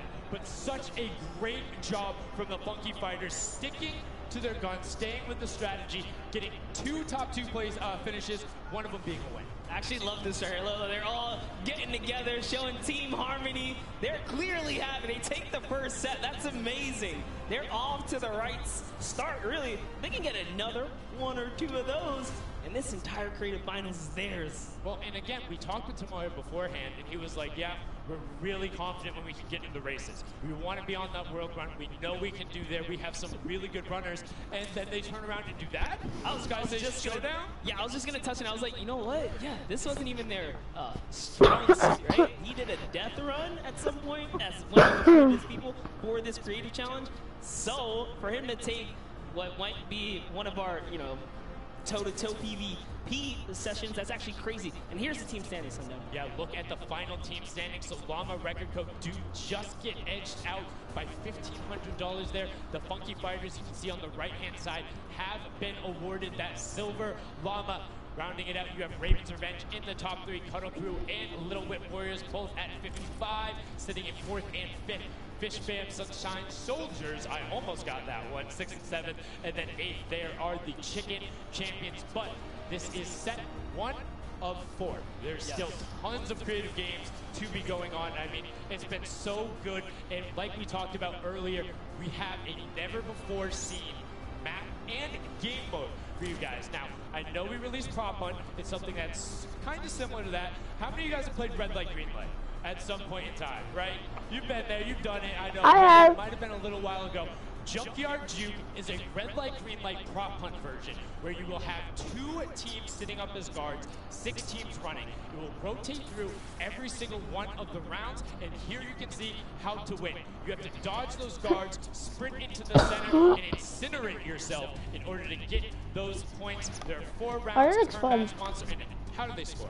Yeah, but also, before we get there, you only get to be guard once, and while you're guard, you do not accumulate points. But yes, the points come in through the props themselves, so when you are on the prop side, you want to choose small, medium, or large objects and try and get it to the incinerator under the guard tower. So it's actually really difficult, and like you said, it's a hybrid. It's a red light, green light, / prop hunt style. This is a pretty tough game mode. We played a fair amount of it. I got my hands on it. This is actually a lot harder than it kind of sounds. So it's something that is just completely different. I don't know how many of you guys have played Prop Hunt. Definitely check it out. It's on the Creative Islands. It's a lot of fun, but this brings an additional aspect to it. The guards are able to have the denial. You're able to plan routes out, and you can have strategies, right? So hey, maybe I want to run all big props the whole time. Don't give it away. Don't give it away. There's tons of different things. Let's check out the format and see what these guys, how they're going to go through, what the map looks like, and really get an idea of how the game's played.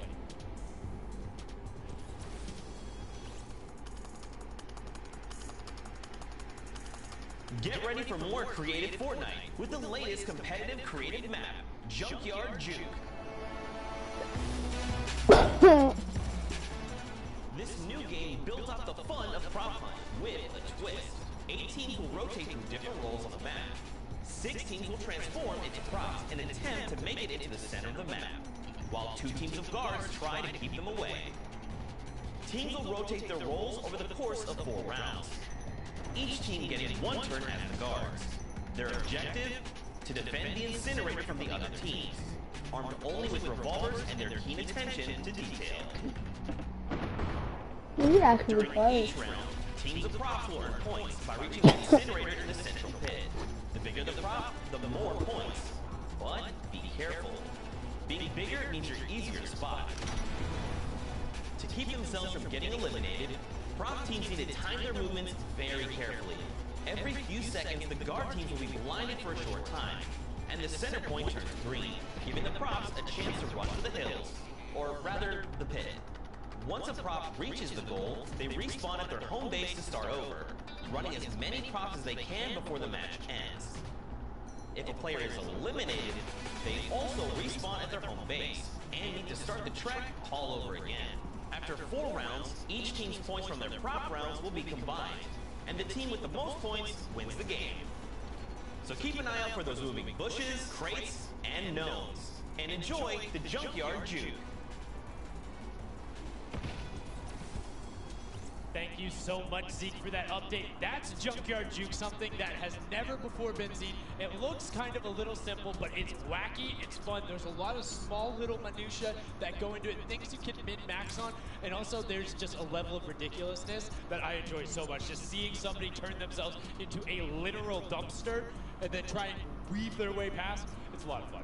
Let the memes come to life here as your favorite. Whoa, you talking about my gameplay again? God, that's so rude. Turn them into dumpsters, literally. We'll get to see that unfold here as, I gotta say, this is a frustrating game mode. It's very difficult. You guys are gonna see why. It is gonna be tough for some of these guys to bring in those big point objects, and that's just gonna be the name of it. Who can score the most here? Who can score, and how well are you playing defense? How well do you coordinate? Who's watching the right angles? And it's, again, it's going to be interesting to see.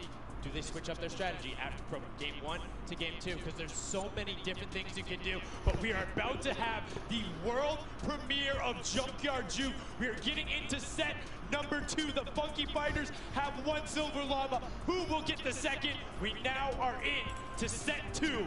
Match 1, and right away you can see Chappa, Gotaga, Magma, and RTA of Raven's Revenge, and then the Little Whip Warriors, Ninja, Taco, Taldak, and Hayes Kaz taking their shots off. Now, fun fact, the screens are there, you can't see, but you can shoot through them. So don't be afraid to take some shots. I mean, we know the trick shotters will. Yeah, some people are already shooting. They figured that part out. It looks like Chappie hasn't quite yet. He's kind of looking. He's just blind shooting. Oh, there it is. Now he's firing through. He's noticed, hey, these are not ricocheting off of this curtain here. I can fire right on through. So you want to stop, you want to force stop them. You want to also kind of memorize the map in the lanes. And right away you can see as soon as the spawns go down, people go, but the first points are starting to come through as Lachlan is able to get in. And the Blood's team, the longer record go, also able to get a 10-pointer and the next 5-pointer, following it directly behind. Oh no, it was another 10-pointer. So we already see some of the props having successful runs. Look at him go. There it is. You saw a big old truck kind of sneak on by. And these objects are slipping right underneath. But who knows how long that'll last. Here's Scissors. You gotta park it. You gotta stay still.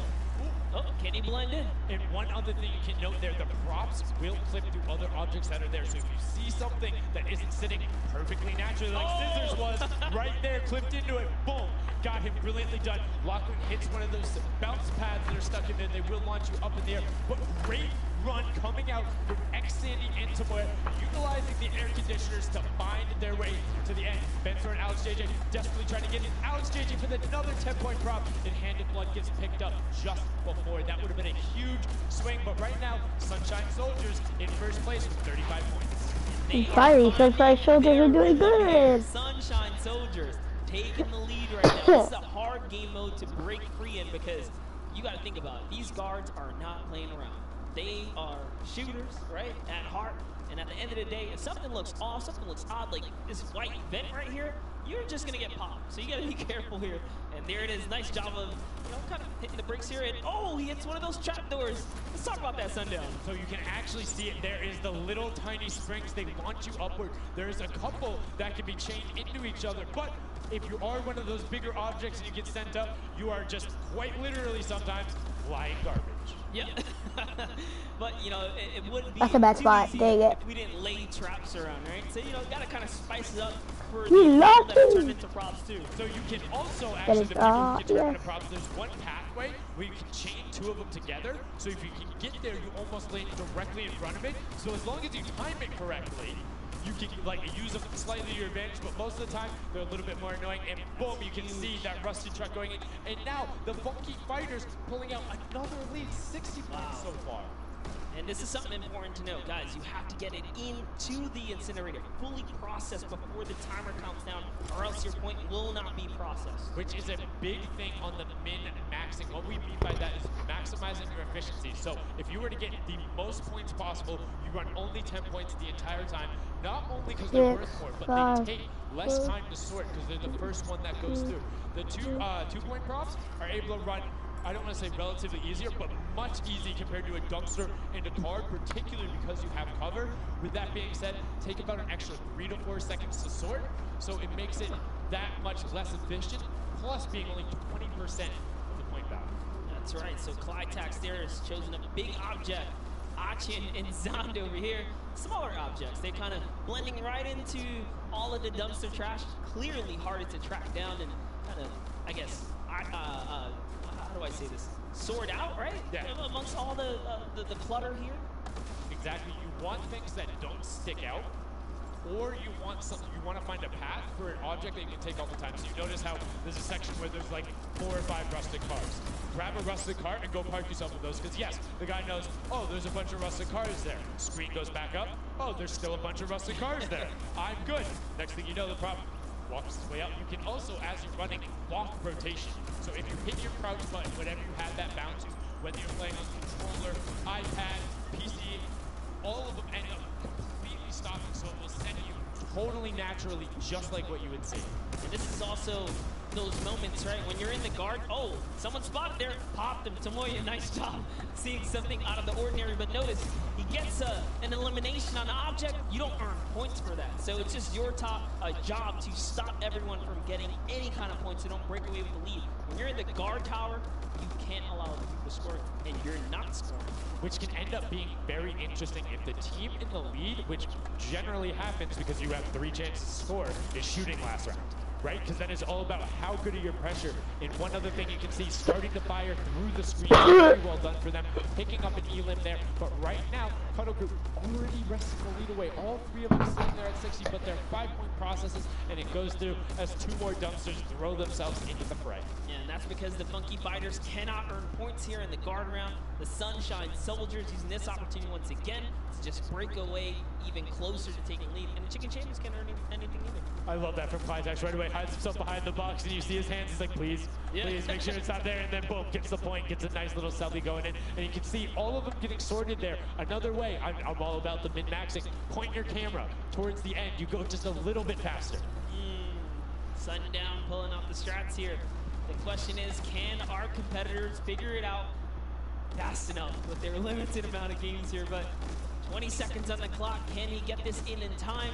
Remember, you gotta grab the dumpster, drop the dumpster, and get it processed. That was perfect. That was so good by Stuart000 because he dodged the little springboard there. You saw him look at it and be like, oh, no, I'm good. And that was the last run. None of these props are going to be able to get sorted. Lachlan gets picked out at the end. You can see 3, 2, 1, but not going to be enough. You need to get all the way through and sorted on the point as the rest of the denial comes through. And we're finally, the Sunshine people won. We will have some new guards take their place. This is honestly Chicken Champions' opportunity to start scoring some points and hopefully close up the gap here. The Sunshine Soldiers are now at the bottom layer of the guard tower, and the Fish Fam are at the top. So it is time to mix it.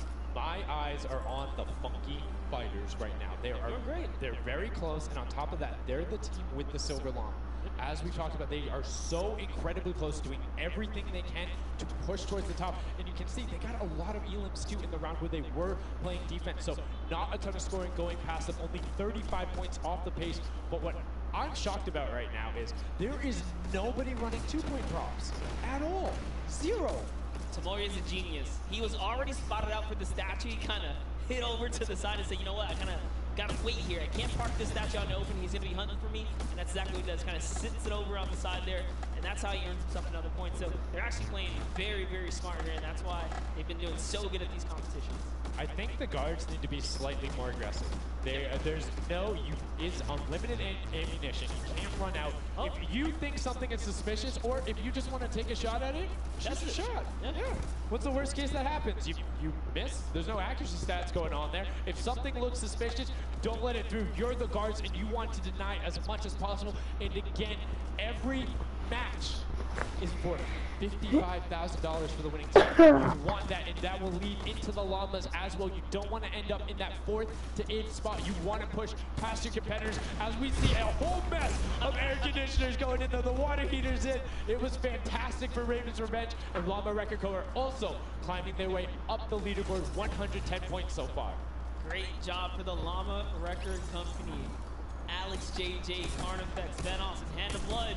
This team is doing great right here as they seemingly inch their way to the top somehow, overtaking the Cuddle Crew, which, by the way, Lachlan's team has been showing up here. It's good to see them, catch a little bit of domination here in this Junkyard Juke.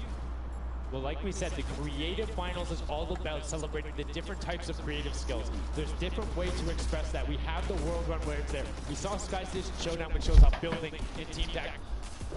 Oh crap, I didn't even mean to do that. Oh, hold on, look at that shot.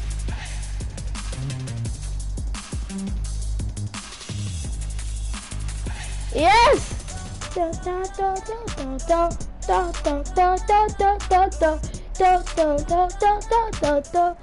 Why did item shop change now?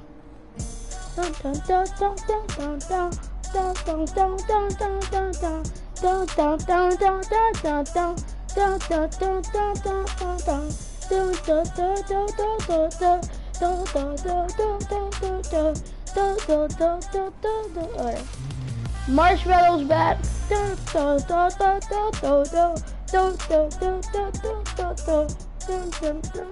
Any calories?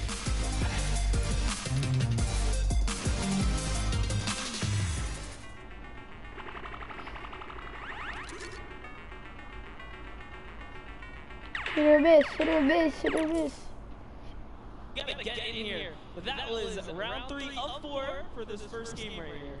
And, you know, it's kind of going either which way. So if you've already had your shot at the guard tower, you're safe, you're good. You can keep getting points. But this is your last opportunity. You're in a guard tower, that's all the points you got. That's it. They have to hold strong. So this is where it really comes to mind who is running, who is in the tower, and what does the scoreboard look like. So right now we can see right away Llama Record Co. is up there, and I believe it's with, I didn't see who that other team was. When we pan back over, we'll call that out. Llama Record Co. is in first right now, and I think Cuddle Crew is with them as well. So it's typical that the top 2 would be up there, and it is. The top 2 teams are in the guard tower. So right now, everyone needs to unseat them, otherwise they will take this first match of set 2. I'll be honest with you, it's a pretty big lead. That's a substantial lead. Whoever is left in the game, the Sunshine Soldiers, Funky Fighters, Chicken Champions, you got to bring these big items through and do it successfully with the limited time left in this round right here, because if not, it's going to be hard to catch up to that 150. We're starting to see a little bit more consistency right there. And look at Svenos shooting. He's just shooting everything. He's not worried in terms of going through there. Does hit one elim, fires the shots off going through, trying to look at just anything that he thinks doesn't look normal. Anything that maybe not have been there before. It's like one of my favorite things, watching him just shoot the boxes like, what's that? Was that there? Was that there? Was that there? Was that there? He's just taking his shots. That's exactly what you got to do here if you want to hold this lead here. And that's why they're dominating. You can see the no hesitation really coming out of them, and that's why they have the lead right now. And it's great. It's great that they're hitting the shots. It's great that Svenos is holding them down. But the Funky Fighters, we talked about it, eyes on them, already up to 120. One more 10-point prop will put them past. And unfortunately for Ninja there, does get hit on the springboard, but gets in anyway, so just a little bit of time loss. A great shot from Lachlan. My lord, I barely even saw that. Ford Turtle from Australia hit a springboard, and Lachlan shot that down. His fellow Australian brother right there. Very nicely done. You don't want to hit those springboards, man. And now you can see 125 from the Funky Fighters. They're doing everything they can to overtake. They want this match victory. They want to keep the momentum rolling. But the Cuddle Group is doing a great job of picking up targets and running their timeout, getting some both right as they get out of spawn and before they're about to score, which is a waste of time. It's even that much more efficient, but unfortunately not finding anything. Lachlan is really not timing his kind of rotations and reloads properly. Notice he's not also utilizing the shooting through the curtain back through there. He's kind of holding himself back. That's why you saw him a couple elims right there, but gotta put that pressure down. Did the kind of team leaders and the Llama people go up points? And again, we talked about it a little bit. I'm very surprised nobody is consistently running 2-point props. You can get them in close to every run if you pick the right path and you take the covered angles. It's very difficult to stop them, particularly with the smaller The team leader and the Llamas went up points, I know. Yeah, and I like that. Cuddle Crew right there, 130 points. This is their time. Cuddle Crew is still doing really good defense right here. Oh no, but you know, cast first. I feel so bad. Chicken Champion comes up out of nowhere, takes that one right away. Able to get him there, and now the Funky Fighters 5 points out. Anything going in will be enough, and the time ticks over. They didn't get it in there. Oh, did they get it in there? They might have got the 5-point right at the end, but no, wasn't enough. Llama Record Co. on the defense says lock it up. We good, brilliantly done from them, and that's what I'm talking about. When you're sitting there on defense, you know exactly how long you need to keep them out, exactly what you need to do in order to take the victory, and no surprise there, the guys who are all about that apocalypse game mode during the creative trials, able to take home the very first match ever on Junkyard June. Most well played, valiant effort for everyone that participated in that run right there, and it was a close one. 150 points to the contender having 145. Just 1 point, one small radius. And this is what I'm talking about, where if you had one person who was running just 2-point props there and got their successful runs at the end, they would have it. That's 3 successful runs. That takes about a minute, and you could have collected it. So go ahead. Nobody else did Maybe some of these guys need a little help here. Let's redo this. What would you suggest here, Sundown? I don't want to say suggest, but I had an opportunity to play a decent amount of it. I'm a big fan of kind of adjusting based off of the scoreline. So if you're seeing you're able to consistently keep running 2-point props, get the guaranteed points. If somebody's playing really good defense and you're not getting 10-point props in, you need to pivot away from that strategy. Because getting any points at all is better than none, and particularly if you waste a run on a dumpster. The entire time you're going, and then you're stopping, and then you're going, and then you're stopping. Eventually, even if you get all the way to the end, sometimes it's not enough, right? And then you've wasted that 35, 45 seconds, 3 rotations to get just there, whereas you could have grabbed the burger, grabbed the bucket, and ran the entire time, weaved around, trying to catch a good area, as we saw with the statue, able to hide around the corner. So we'll love to see in the next match a little bit more, I don't want to say like determination going into it, but be a little bit more deliberate. That's right, but let's go on and hear from some of the deliberate actions over with Zeke, down with our winners. What's up, guys? I'm hanging out with the Llama Record Company. They took away the prop hunt 5-point lead. You guys locked it up at the very end. And Blood, I'm going to start with you. And one person I want to call out specifically is this man right here, Svenos. Very tall, tallest man on the planet. It feels like this guy's a very good pick for your team. And I want to know why him, and then also why you picked these other two. Yeah, I mean, I picked all those guys because this game mode is all about skill. There are no random things in it. You need good aim, you need decision making for sure. And Svenos, I mean, he's like a Spanner. He really likes Spanner. That's kind of the best city in the world. And that's why I picked him first, for example. Okay, now Svenos, I'm going to put you on blast for a second because we've known each other quite a while. You know, I'd like to believe that your creativity is what allowed you to win. Let's think back to the time where you wore an entire green outfit and you danced and had a galaxy over yourself. Do you feel like that galaxy and that kind of creativity helped you get this done? Let us go 100 minutes of streaming. I think people at home that watched, you guys probably know exactly what I'm talking about. Let's go over this way now. What do you think about that game? Was it what you expected? Was it different? Did it catch off guard? Were you ready to just jump into it? It's enjoyable. Once you get the hang of it, it gets a lot easier. You just got to work out who's good at aiming, which team's on the tower. I mean, after that, you're good. All right, final question. Do you think you have what it takes? Are you gonna, is the Llama Record Company going to be the team? You think someone else is standing in your way, or is it all you guys? I think it's going to be all us, yes. There you go. Man, a few words, that's all they need. Gentlemen, thank you so much. Best of luck going forward. Back to you guys on the desk. Thank you so much, Zeke. Another brilliant performance there coming out of the Llama Record Company. We talked about their versatility. We talked about how quickly they pick up competitive matches. But this is what happened in the first set, right? They were there. They were confident. They're like, yeah, once you get it, it's easy. And then all the other teams immediately caught up. So it'll be very interesting to see if that same story from set 1 is what's happening in set 2. Yep, that's right. Alex up there said it best. You know, he had the confidence, he felt good in those final moments. Hey, you know, once you figure out who's aiming, maybe just avoid him.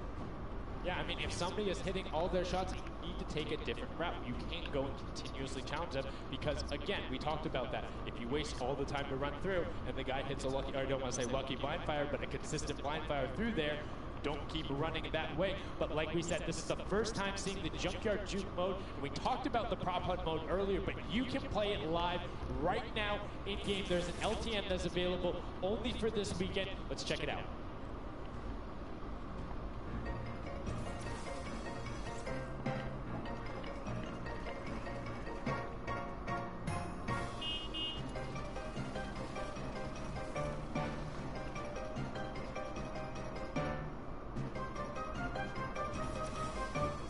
Like we said, you can check that out live in client. It's an LTM that is available only for this weekend. And Monster, have you had a chance to play Prop Hunt? Well, all week long now, I finally really got to experience the Prop Hunt. And before this, I kind of heard you guys talk about it. I was like, is that something I want to try out? But no, it honestly was very fun. There's so many just fun moments, but the ability to then push it to a competitive level, these guys are doing great. But we're now going to get into match 2 of set 2. The second time you will have seen Junkyard Juke, and let's see who is able to push on. The match is about to start. Here we go, the creative finals at the Fortnite World Cup, set 2, match 2 of Junkyard Juke. That's right, so in the tower, we have Ninja's team, The Little, Whip, Warriors, Taco, Gaz, Taldoc.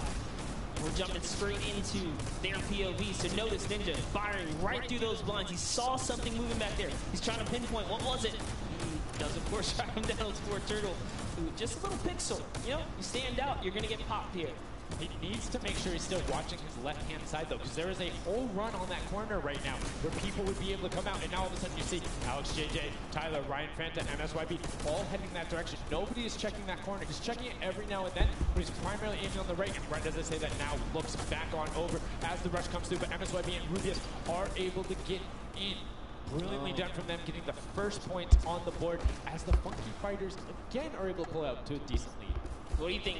Would you rather be up in the guard tower first and kind of get that out the way? Or would you prefer to kind of jump in as a prop and get your points first? So for me, it depends if I can get a lead. If I have a lead, obviously I want to be a guard tower at the end because I'm very confident in my ability to just spam shots in the right direction because I know like I can find the sight line and all that. With that being said, if you can get in the guard tower early and you do incredibly well, it gives you the bonus. You know how many points you need to get. You know how consistent and fast you can run. And right now we're seeing a lot more 5-point props than last round. People consistently trying to get those in, recognizing, hey, they're a little bit quicker. People finding Alright guys, I'll be back in like 5 minutes. The Sunshine Soldiers gets in that truck at 10 points going over to them, and 15 actually as a 5-pointer got sorted right at the same time. That was perfect, yeah. And the Sunshine Soldiers had a great last run. Achin and his crew really pulled it together. They were at the top for a while there, but in those final moments, we saw the Chicken Champions take away and kind of break away. And now look, no surprise, Chicken Champs, they're feeling it. They found their rhythm towards the end of the last one. If they carry that over, this is going to be a close one. Yeah, and you can see Carnifex hits the jump pad twice over there, doing everything he can to not get hit, and he does get the teddy bear in. Oh. 10 points going through, and Clytex gets picked right at the edge.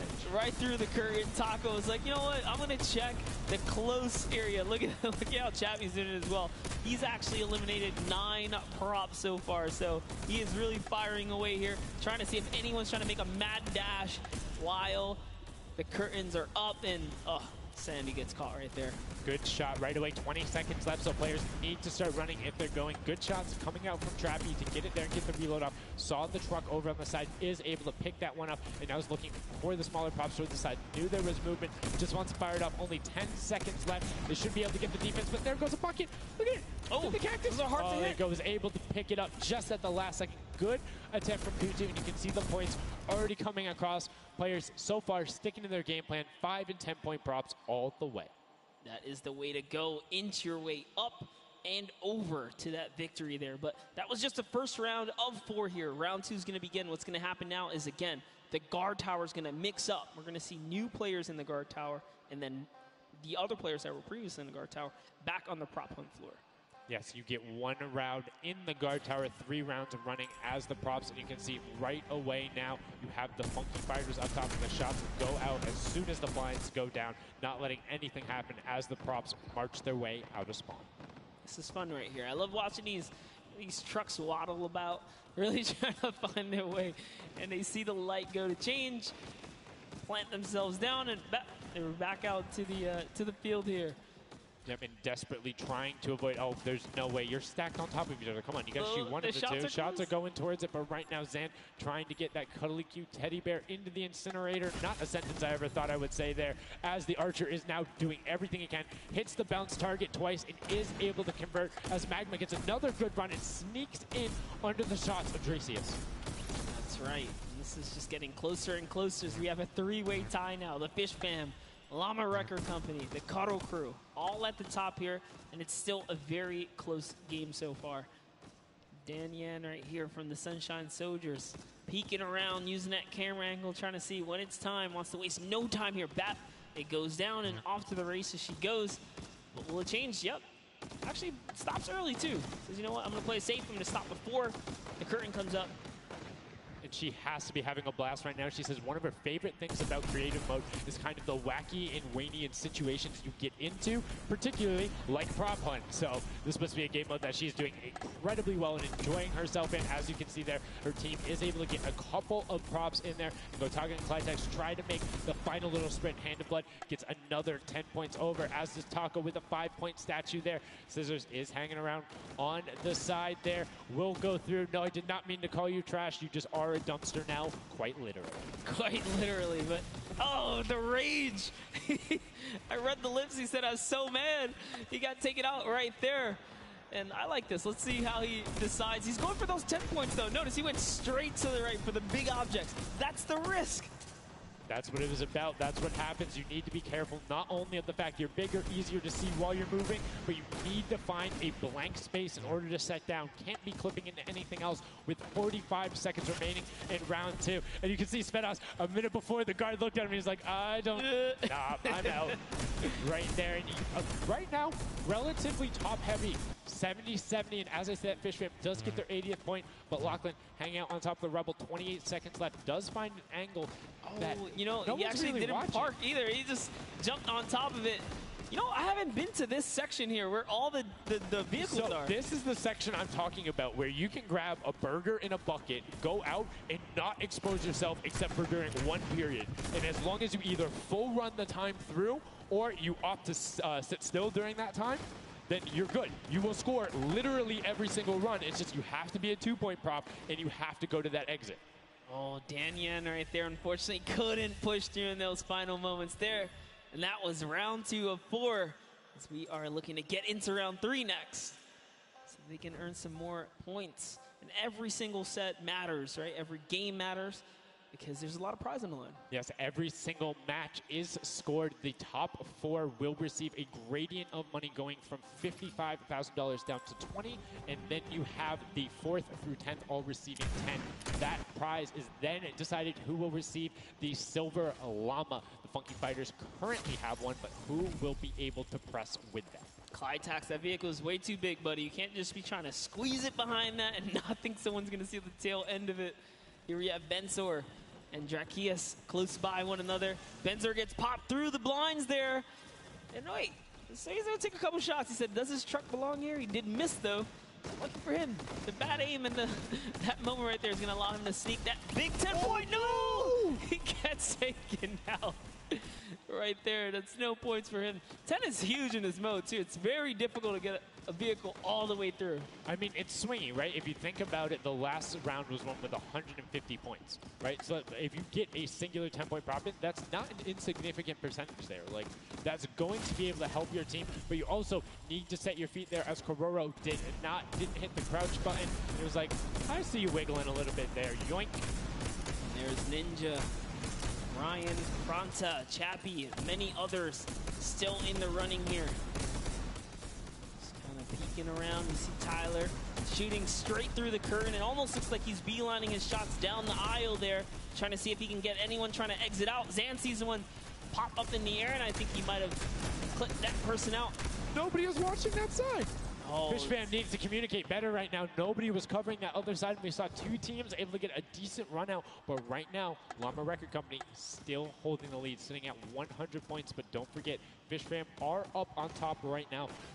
Are the guards, which means they're not scoring points. He's so fast. Ryan Fronta is so fast here with this prop. Even moving it, he doesn't care. He's going all the way for it. But he's got to watch for traps. See the fear? He's like, you know what? I'm not even going to risk it. I'm going to wait here and get the secure point. So one important thing to notice, too, is Ryan is taking paths consistently that take him to the corner of the guard tower, because the corner provides you with a little bit of natural cover, and it breaks that sight line up. If you're only staring out in one direction, it's super easy to be like, know that car was not there. I know it wasn't. If you're flipping back and forth across that corner piece, it just breaks up your field of view a little bit more, and it's that much harder to try and figure out what's actually going to hit. That's right, and oh boy, is MSYB going to be able to sneak this huge truck in? Oh, he actually hit something there. He's going to sneak it right underneath. Lucky for him, the shot did not come back in time. But just that big archery target was almost enough to kind of block him right there. Venos gets another large object in as well. And that's another 10-pointer for the Llama record. It was fully processed here, so now he's at 130. Can the Cuddle Crew hold the lead here, though? Can they secure it? All the Llama record company needs to not score right now, and they'll continue to kind of stay in the lead. And you can see Scissors is hitting a ton of shots. They're trying to get the retribution as the guard, and now we're heading into our final round of match number 2. So we'll see who the guards are, see what the stakes are, and who will be able to take that #1 spot. Again, first place, $55,000, and that much closer to Silver Llama #2. And again, we have the Cuddle Crew and Llama Record Co. up on defense. Let's check out that scoreboard. And Cuddle Crew, Llama Record Co., first and second. Who will be able to overtake them? And they are so close to 5 points separating. It's a battle for first and second now. Yes, Lackland and the rest of his team are trying their hardest. They have to stop people from scoring. The Chicken Champions get up. They can just easily snag this away, but for now they know the Llama Record Company cannot. They can't take them over. Ooh, I thought he was going to shoot that car. He knew it wasn't there. Nice. Finds the box right around the corner and then gets another one right after. Blind fire through the shade as Rubius is looking to post up there. Spanish YouTuber trying to find a way in, trying to lead his team, and they've overtaken the Llama Record Co. with plenty of time and are tied with the Cuddle team. Any singular point now will put the Chicken Champions as our match 2 winner. They need one prop. That's right, they're so close here. Magma trying to hop on over. Who's it going to be for the Chicken Champions? Who's going to be? Do you think they get a 2-point prop? They have the scoreboard in front of them. They know they need only that. Do you think they run one in, or do you think they stay with what they're doing right now? Honestly, I think they're just going to stay with what they're doing. It's working. Why break the formula here? They have over a minute to do so. And just like that, they are going to sneak in here. That will be it, yes. Brilliantly done. They're overtaking them. And now the question is, can the Little Whip Warriors get enough in to catch them? It's a 25-point spread, but you can get that. You have 4 runners. You can get that in a single run if you're well coordinated enough. Will they be able to catch up, or can the Chicken Champions edge it out and be our match 2 victors? That's right, because the Cuddle Crew is now bumped out. The Chicken Champions are holding it. Little Whip Warriors have scored, though. 1 minute left here. Uh-oh. Raven's Revenge coming up as well, as is the Fish Fam. This is actually getting closer than we would have thought. They're close to pushing out the Cuddle Crew and the Llamas. Yep, and Little Whip Ninja also getting the 5 points there. Will be able to overtake. Don't forget, you don't want to end up 4th to 8th. It's all about at least breaking the top 4 to get a little bit of the differentiation there in the prizing. But the Chicken Champions are pulling ahead. They're keeping that 25-point difference so far between the Little Whip Warriors. Little Whip needs to find a coordinated run with 10-point props in these last 30 seconds, or they're not going to get it. Meanwhile, Bensor running that statue in, trying to lock up everything he can for the lead, and he's being extremely patient with it. Taking a corner run, finding everything he needs to do. Little Whip does get a 5 and a 10, and they're still now only 20 points behind, but Bensor is going to be able to lock that one up from there. 5 points, 25, 15 seconds left. The Chicken Champions are sitting pretty. Yes, that's right. If the Little Whip Warriors don't score big right now with all big props, it's going to be all over in 3 seconds. And it's not going to be enough here because the Chicken Champions, they actually pushed the lead even further. Did you see what happened at the last second? They did score. No. Raven's Revenge grabbed the 2-point prop, hard ran all the way through, got it in, right? And then that pushed him from 4th into 3rd. When we talk about every little interaction mattering, that was it. But the Chicken Champions, one might be able to say that was excellent. They were able to tend to defend that title for the match 2 victory and putting them in a good spot to contend for the set 2 Llama. You can see the excitement there on their faces as they just realize, hey man, we got this. We're in the running here. The Junkyard Juke could be ours. And you can see they're still talking gameplay right now. Like, they want to know, what can we do more? That play you did right there was awesome, but they want the next one because there's 3 matches for each one of the sets, and a win there would put them in a fantastic spot to get the 2nd Silver Llama. You need that in order to be in contention, and if they're able to split it up away and deny it from the Funky Fighters, the field's wide open. Yes, it's not over yet. That's just another team who takes a victory here, making it that much closer of a running so far. And we saw the Ravens' Revenge kind of sneak up too. You need as many points as possible. The bigger the placement, the better the prize as well for the round, so you can't just give up either. You got to push it all the way to the final moment. And hey, hats off to whoever's call that was on Ravens' Revenge. That was a brilliant decision, showing exactly why you're able to qualify for the Fortnite World Cup Creative Finals, why you're playing on that stage. Those are the big plays, but again, brilliantly done from the Chicken Champions. Consistent runs, stuck to their statues, stuck to their routes, and took the corners. And now we're actually going to have a chance to talk to our Chicken Champions, the Match 2 champions. Zeke has them up there on the top floor. Zeke, what do you got for us? What's going on, guys? I'm hanging out with the Chicken Champions, guys. That game was insane. Feathers were flying, and you guys clutched it up. Did you figure out the strategy? Because you guys were well and ahead of everybody else. Yeah, we practiced yesterday, and everything is thanks to this guy. This guy always goes for the 10 points, always, and he always gets it. So thanks to you, man. All right, then I'm coming to you, Mr. Carey. What was the strategy? How did you get the 10 points in there? Was it the same every time? Did you switch things up? Yeah, go for the 10 points each time and do the same strategy, and it seems to work.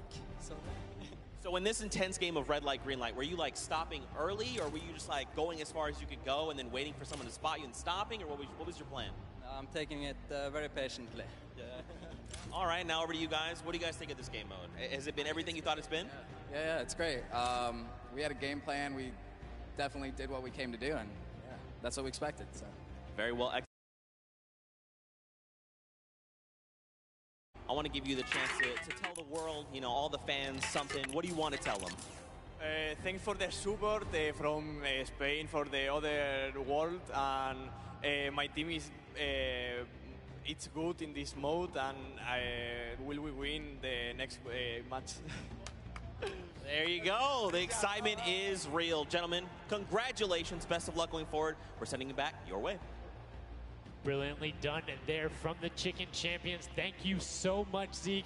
They're excited to be there. They stuck to the gameplay. And shout out to Bensor. The one thing he was looking forward to on this trip, he wanted to play in front of a big crowd. He got that moment, running through, securing that for the Chicken Champions. And immediate El Rubius turned to him and was like, it's all him, man. He put the team on his back or put the team in his dumpster. I don't know, that normally that wouldn't be a good thing, but in this circumstance, hey, it worked out for him. Yeah, another prop to Kyoto as well. The only, or one of 2 controller players here, you know, in the creative finals, so very nice of him to kind of represent for those guys as well.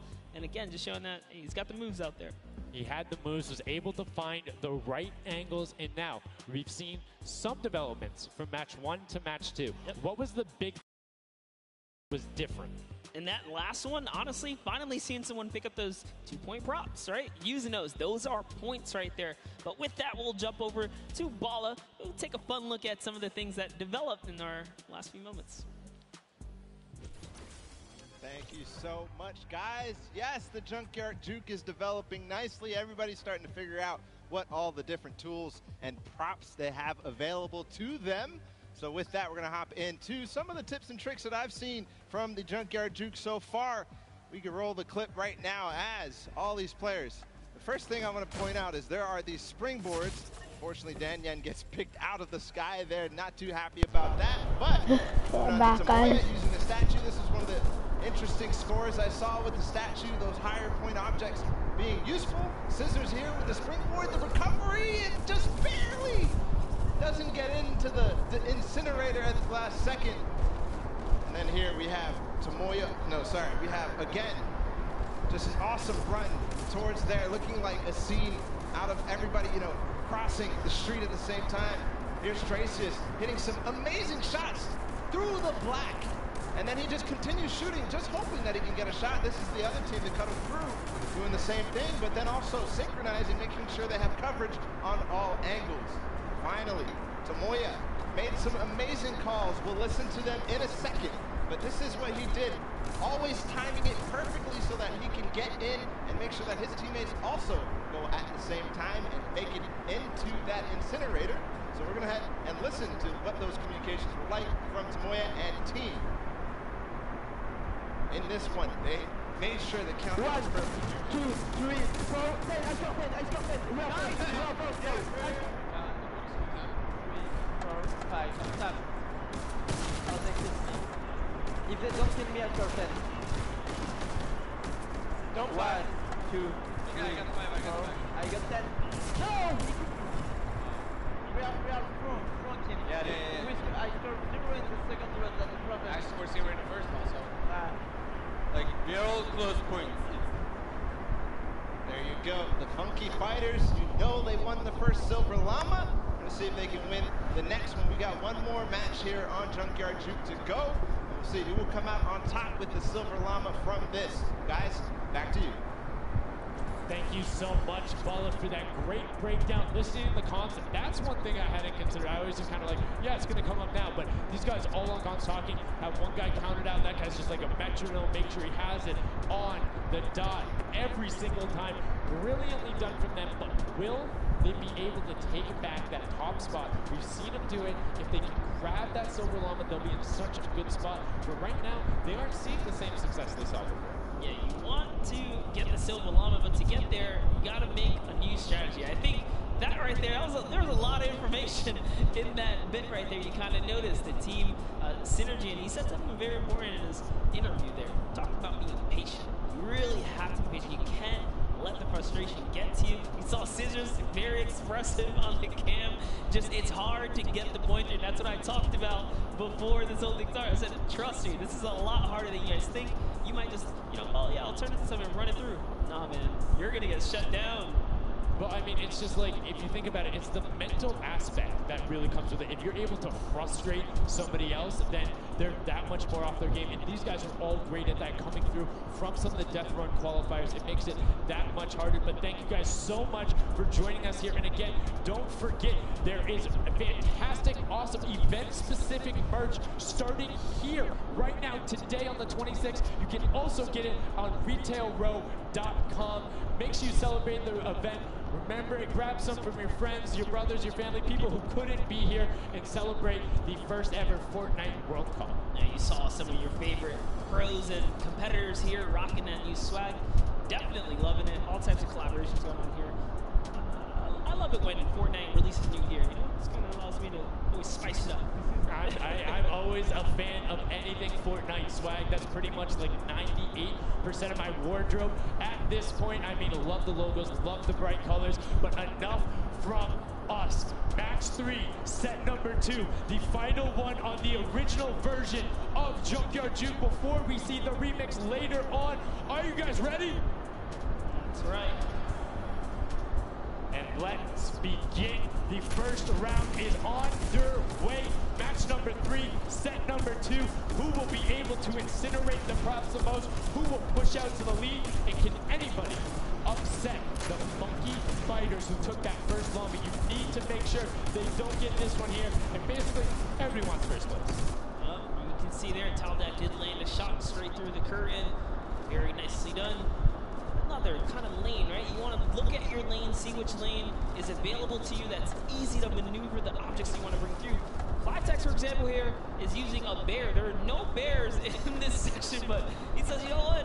It's all good. I can sneak this around. So the big thing with the bear, though, that you don't really consider is the coloring of the background. You're in the junkyard. You're a little bit in one of those desert biome situations. There's a lot of kind of muddle grounds and oranges around there. It makes it that much harder to stick out. However, if you if you grab the snowman, you're just really flexing on everyone. It's like, yeah, I'm a snowman. I'm a snowman in the desert, and I'm going to score on you. That's pretty hilarious because, we haven't seen anyone pull out the weird objects in the back end for good reason. There are a couple other fun ones back there. If we get a pan around later, you probably notice a big old snowman or something like that. But with all this money on the line, there's no way everyone has time to play around like that. You can't play around with every single one of those runs matters. And right now, we see Sunshine Soldiers swapping over. They've already put in 2 2-point props, so you need to be slightly more efficient on those runs, but good job getting on the board consistently. And as we say that 5-pointer goes in, boom, they're ahead of the Funky Fresh with a singular 10-point run. So trying to get every possible possible point. It's all about maxing efficiency. Honestly, the Little Warriors are doing a great job at defending here. They all have a ton of eliminations. Taldeck at 6, Top 5, Kaz and Ninja, both tied at 7. That is pretty good. They're shutting down all of their lanes. These guys are not here to play. Remember, as your guards don't accumulate any points, so it's good. They're knocking this out the way, and they're doing a great job defending. Keeping them out, making sure you find the right lane angles, and also sometimes just putting shots out in the right spot. You just need to be able to consistently deny as much as possible. Taldoff, that was sick! He's like, are you behind that? Yeah, what's that? Didn't see that there before, didn't see that either. Taldoff doing a good job so far. Spotting things through the curtain. Let's see if he can find another here. The random shot. Oh, something landed. That's why you don't want to hit those spring traps there. They make it so difficult when you're a larger object coming back down. It's just so much motion on the screen. When everything else is still, if you see that thing falling through, like it's an easy shot. Particularly for all of these players up there. I mean, Gotaga and through everyone on Raven's Revenge, him, Magma, RTA, and Chappie, all have been able to hit their shots. And then, I mean, Little Whip Warriors. 3, 2, 1. That's right. And there it is. Last opportunities to make a point have just concluded. And that was the first round for these. So we're going to switch up the guards now. Little Whip Warriors get a chance at, trying to earn some points, and as do the others. Next round will begin. That dragon's so cool. That's so cool. Look at that. Yo, shout out to the observers. That shot right there, that's really cool. Big fan of it going out. And as you can see now, round 2 is underway. This is the final match on Junkyard Juke of set 2. And right off the bat, 2 archery targets and a water heater marching on out. That archery target is worth 10 points now, so we can bring that all the way. We should put that at the block. I guess smaller, large point objects.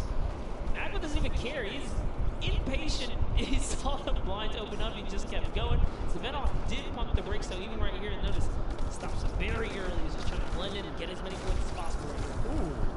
Did get picked up. It might have been the book there. That's the one thing that you need to note that makes it very difficult about the bullseye or the archery target is the fact that because it has those placed legs, you have to be deliberate about where you're setting down. Otherwise, if you're like boom, right there, that book would be a giveaway if somebody decided to look down and double check that box. But there's 6 other boxes around, so relatively safe. Good patch shows in there from Tyler, and obviously stop it being, a little bit impatient, and might have cost him there. I think he would have had it if he had just go full send, and I think he thinks so too. Yo, it makes me laugh to see him scratch his head, his jaw drops like, oh, being so close and not making it through is so unfortunate.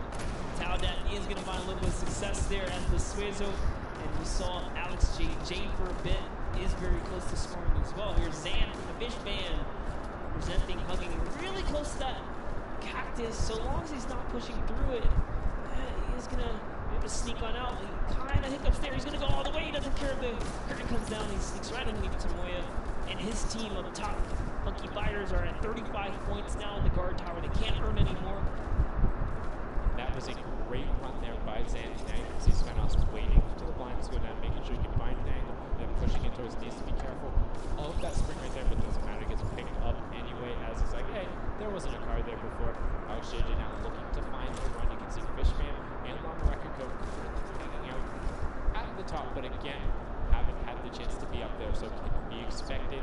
Alex JJ now 2 targets, both running out. Good stops at the same time, but particularly if you have 2 people taking the same path as the same item, it kind of has a little bit more of a benefit because you're like, yeah, those were both there for mine. But there's no way those are both problems. That's what I was going to say. I was like, you know what? Honestly, we see a bunch of the same things. They blend in a little more. It's when something's an oddball that you really start to shoot.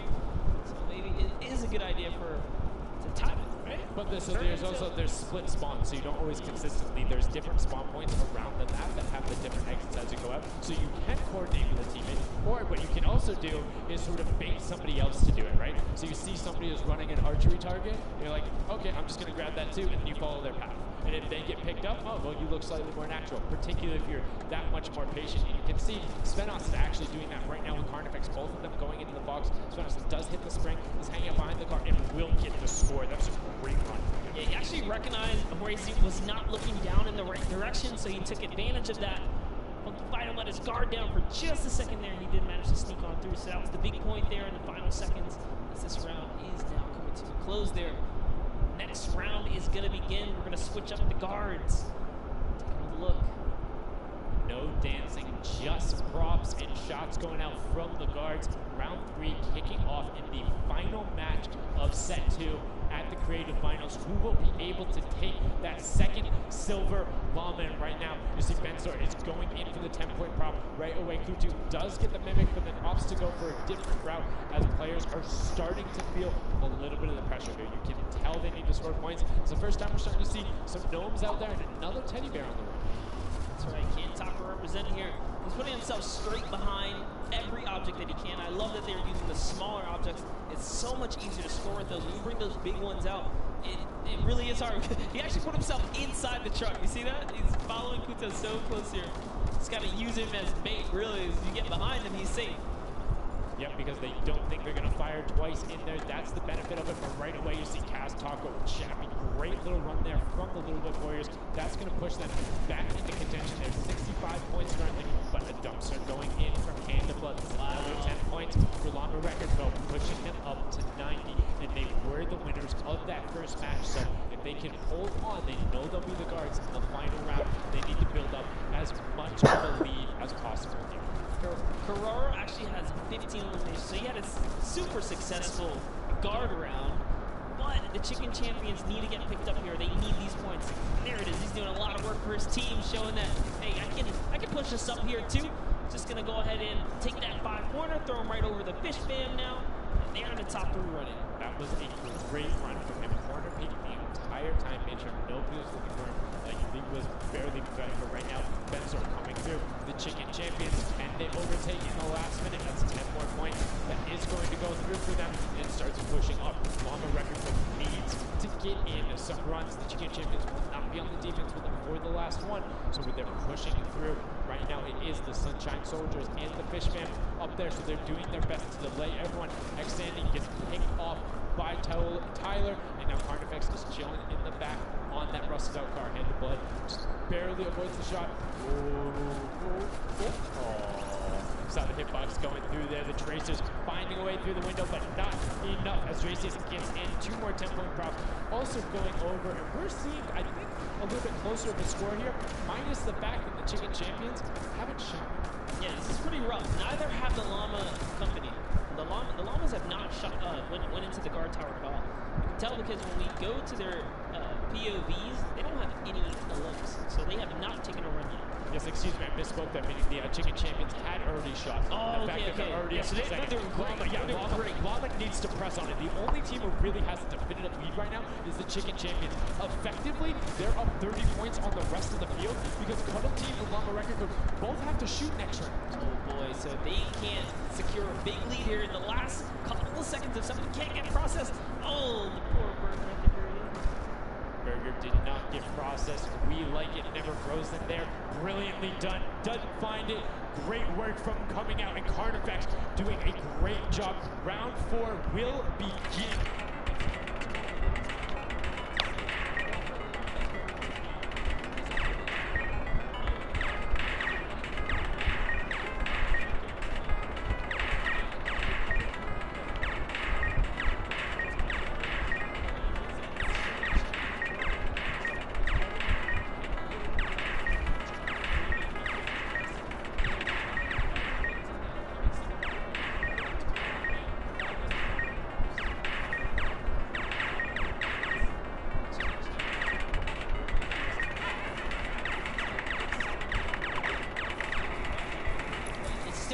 There's so much on the line for defense.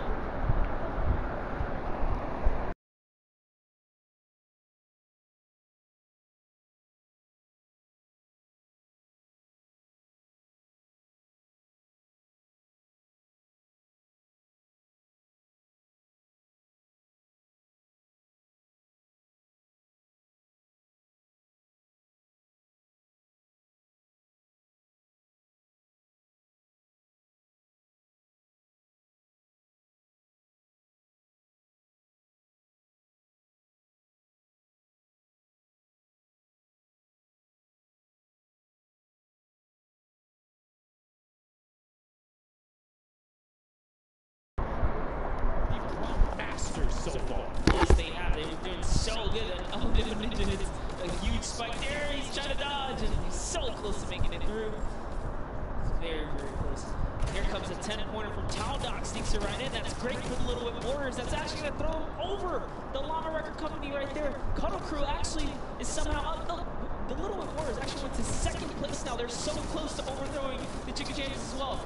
It's going to come down to the last final moments. Can the Little Whip Warriors get the runs they need to? You can see Kaz is taking the corner route, trying to find whatever he can. It's doing very well so far, avoiding the jump pads there. Pretty sure Ninja called those ones out on the runs since he hit them on the last time. You can see they're only 20 points down. They're all on 5-point props right now. They will be able to do it, but all of a sudden, Fish Fam is right there as well. They're only 25 points up. Here comes a rotation of prop. 5 points will be coming across for the Little Whips. Fish Fam also getting it, but Cuddle Crew does finally get pushed up there. Brilliantly done.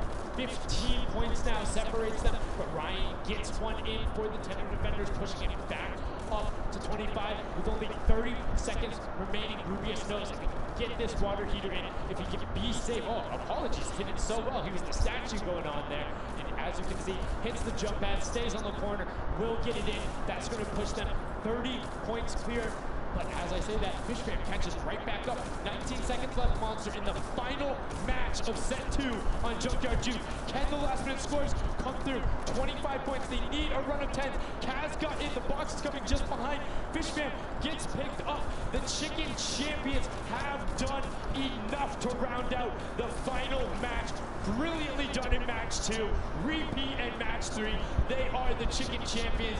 Excellently done, and they defended their crown. That's right, and you have to give props to everyone else that managed to kind of hold a top 3 lead, especially right there in those final moments. A Little Bit Warriors and Fish Fam really coming up at the end there, you know, bumping up their prize earnings, because every round everyone's a winner, but you can earn just a little, you can win a little bit. Yeah, it was just brilliantly done there. And these are actually the creators who helped with this. Brilliantly done from them. Some fantastic gentlemen. Thank you guys all so much for your help in making this mode come to life. Some fine gentlemen up there, the creative builders, were at that game jam out there, spent hours and hours, and it really blows my mind to see what they're able to do in this creative mode. Just like, I'll go in, I'll play some stuff, yeah, I think I'm pretty good. And they're like, oh yeah, after 20 minutes, I have this full game mode, here's how the scoring works, here's the barriers. I'm like, that's the magic of creative, right? These unlimited possibilities, really, when it comes down to coming up with these game modes. You've seen tons of fun ones, obviously developed not only for the creative kind of fun side of the community, but the comp side as well, right? There's plenty of great game modes out there. Yeah, shout out to all the guys out there playing Storm Wars. I know you guys enjoy it, but that was a fantastic way to close out set number 2. And honestly, I enjoyed Junkyard Juke. It was fun to see kind of the definitive playstyles come out. Patience ended up being key, but players started finding the diagonal runs, knowing that, like, hey, I'm going to stick with the statue because this is my comfort, or like, I know on this run I can be blocked by this tree and this dumpster, and I only show myself once. But again, brilliant from the Fish Fam and Little Whip Warriors to push up and pass those guys in the last moments, pushing them into the top 4 and earning just a little bit more of that prize money. That's right, because they want it all here at the Fortnite Creative Finals, and it's going down. So, you know, you love to see it. We've seen a series of, you know, I guess, different people succeeding, right? And all of these, the Chicken Champions really kind of came out.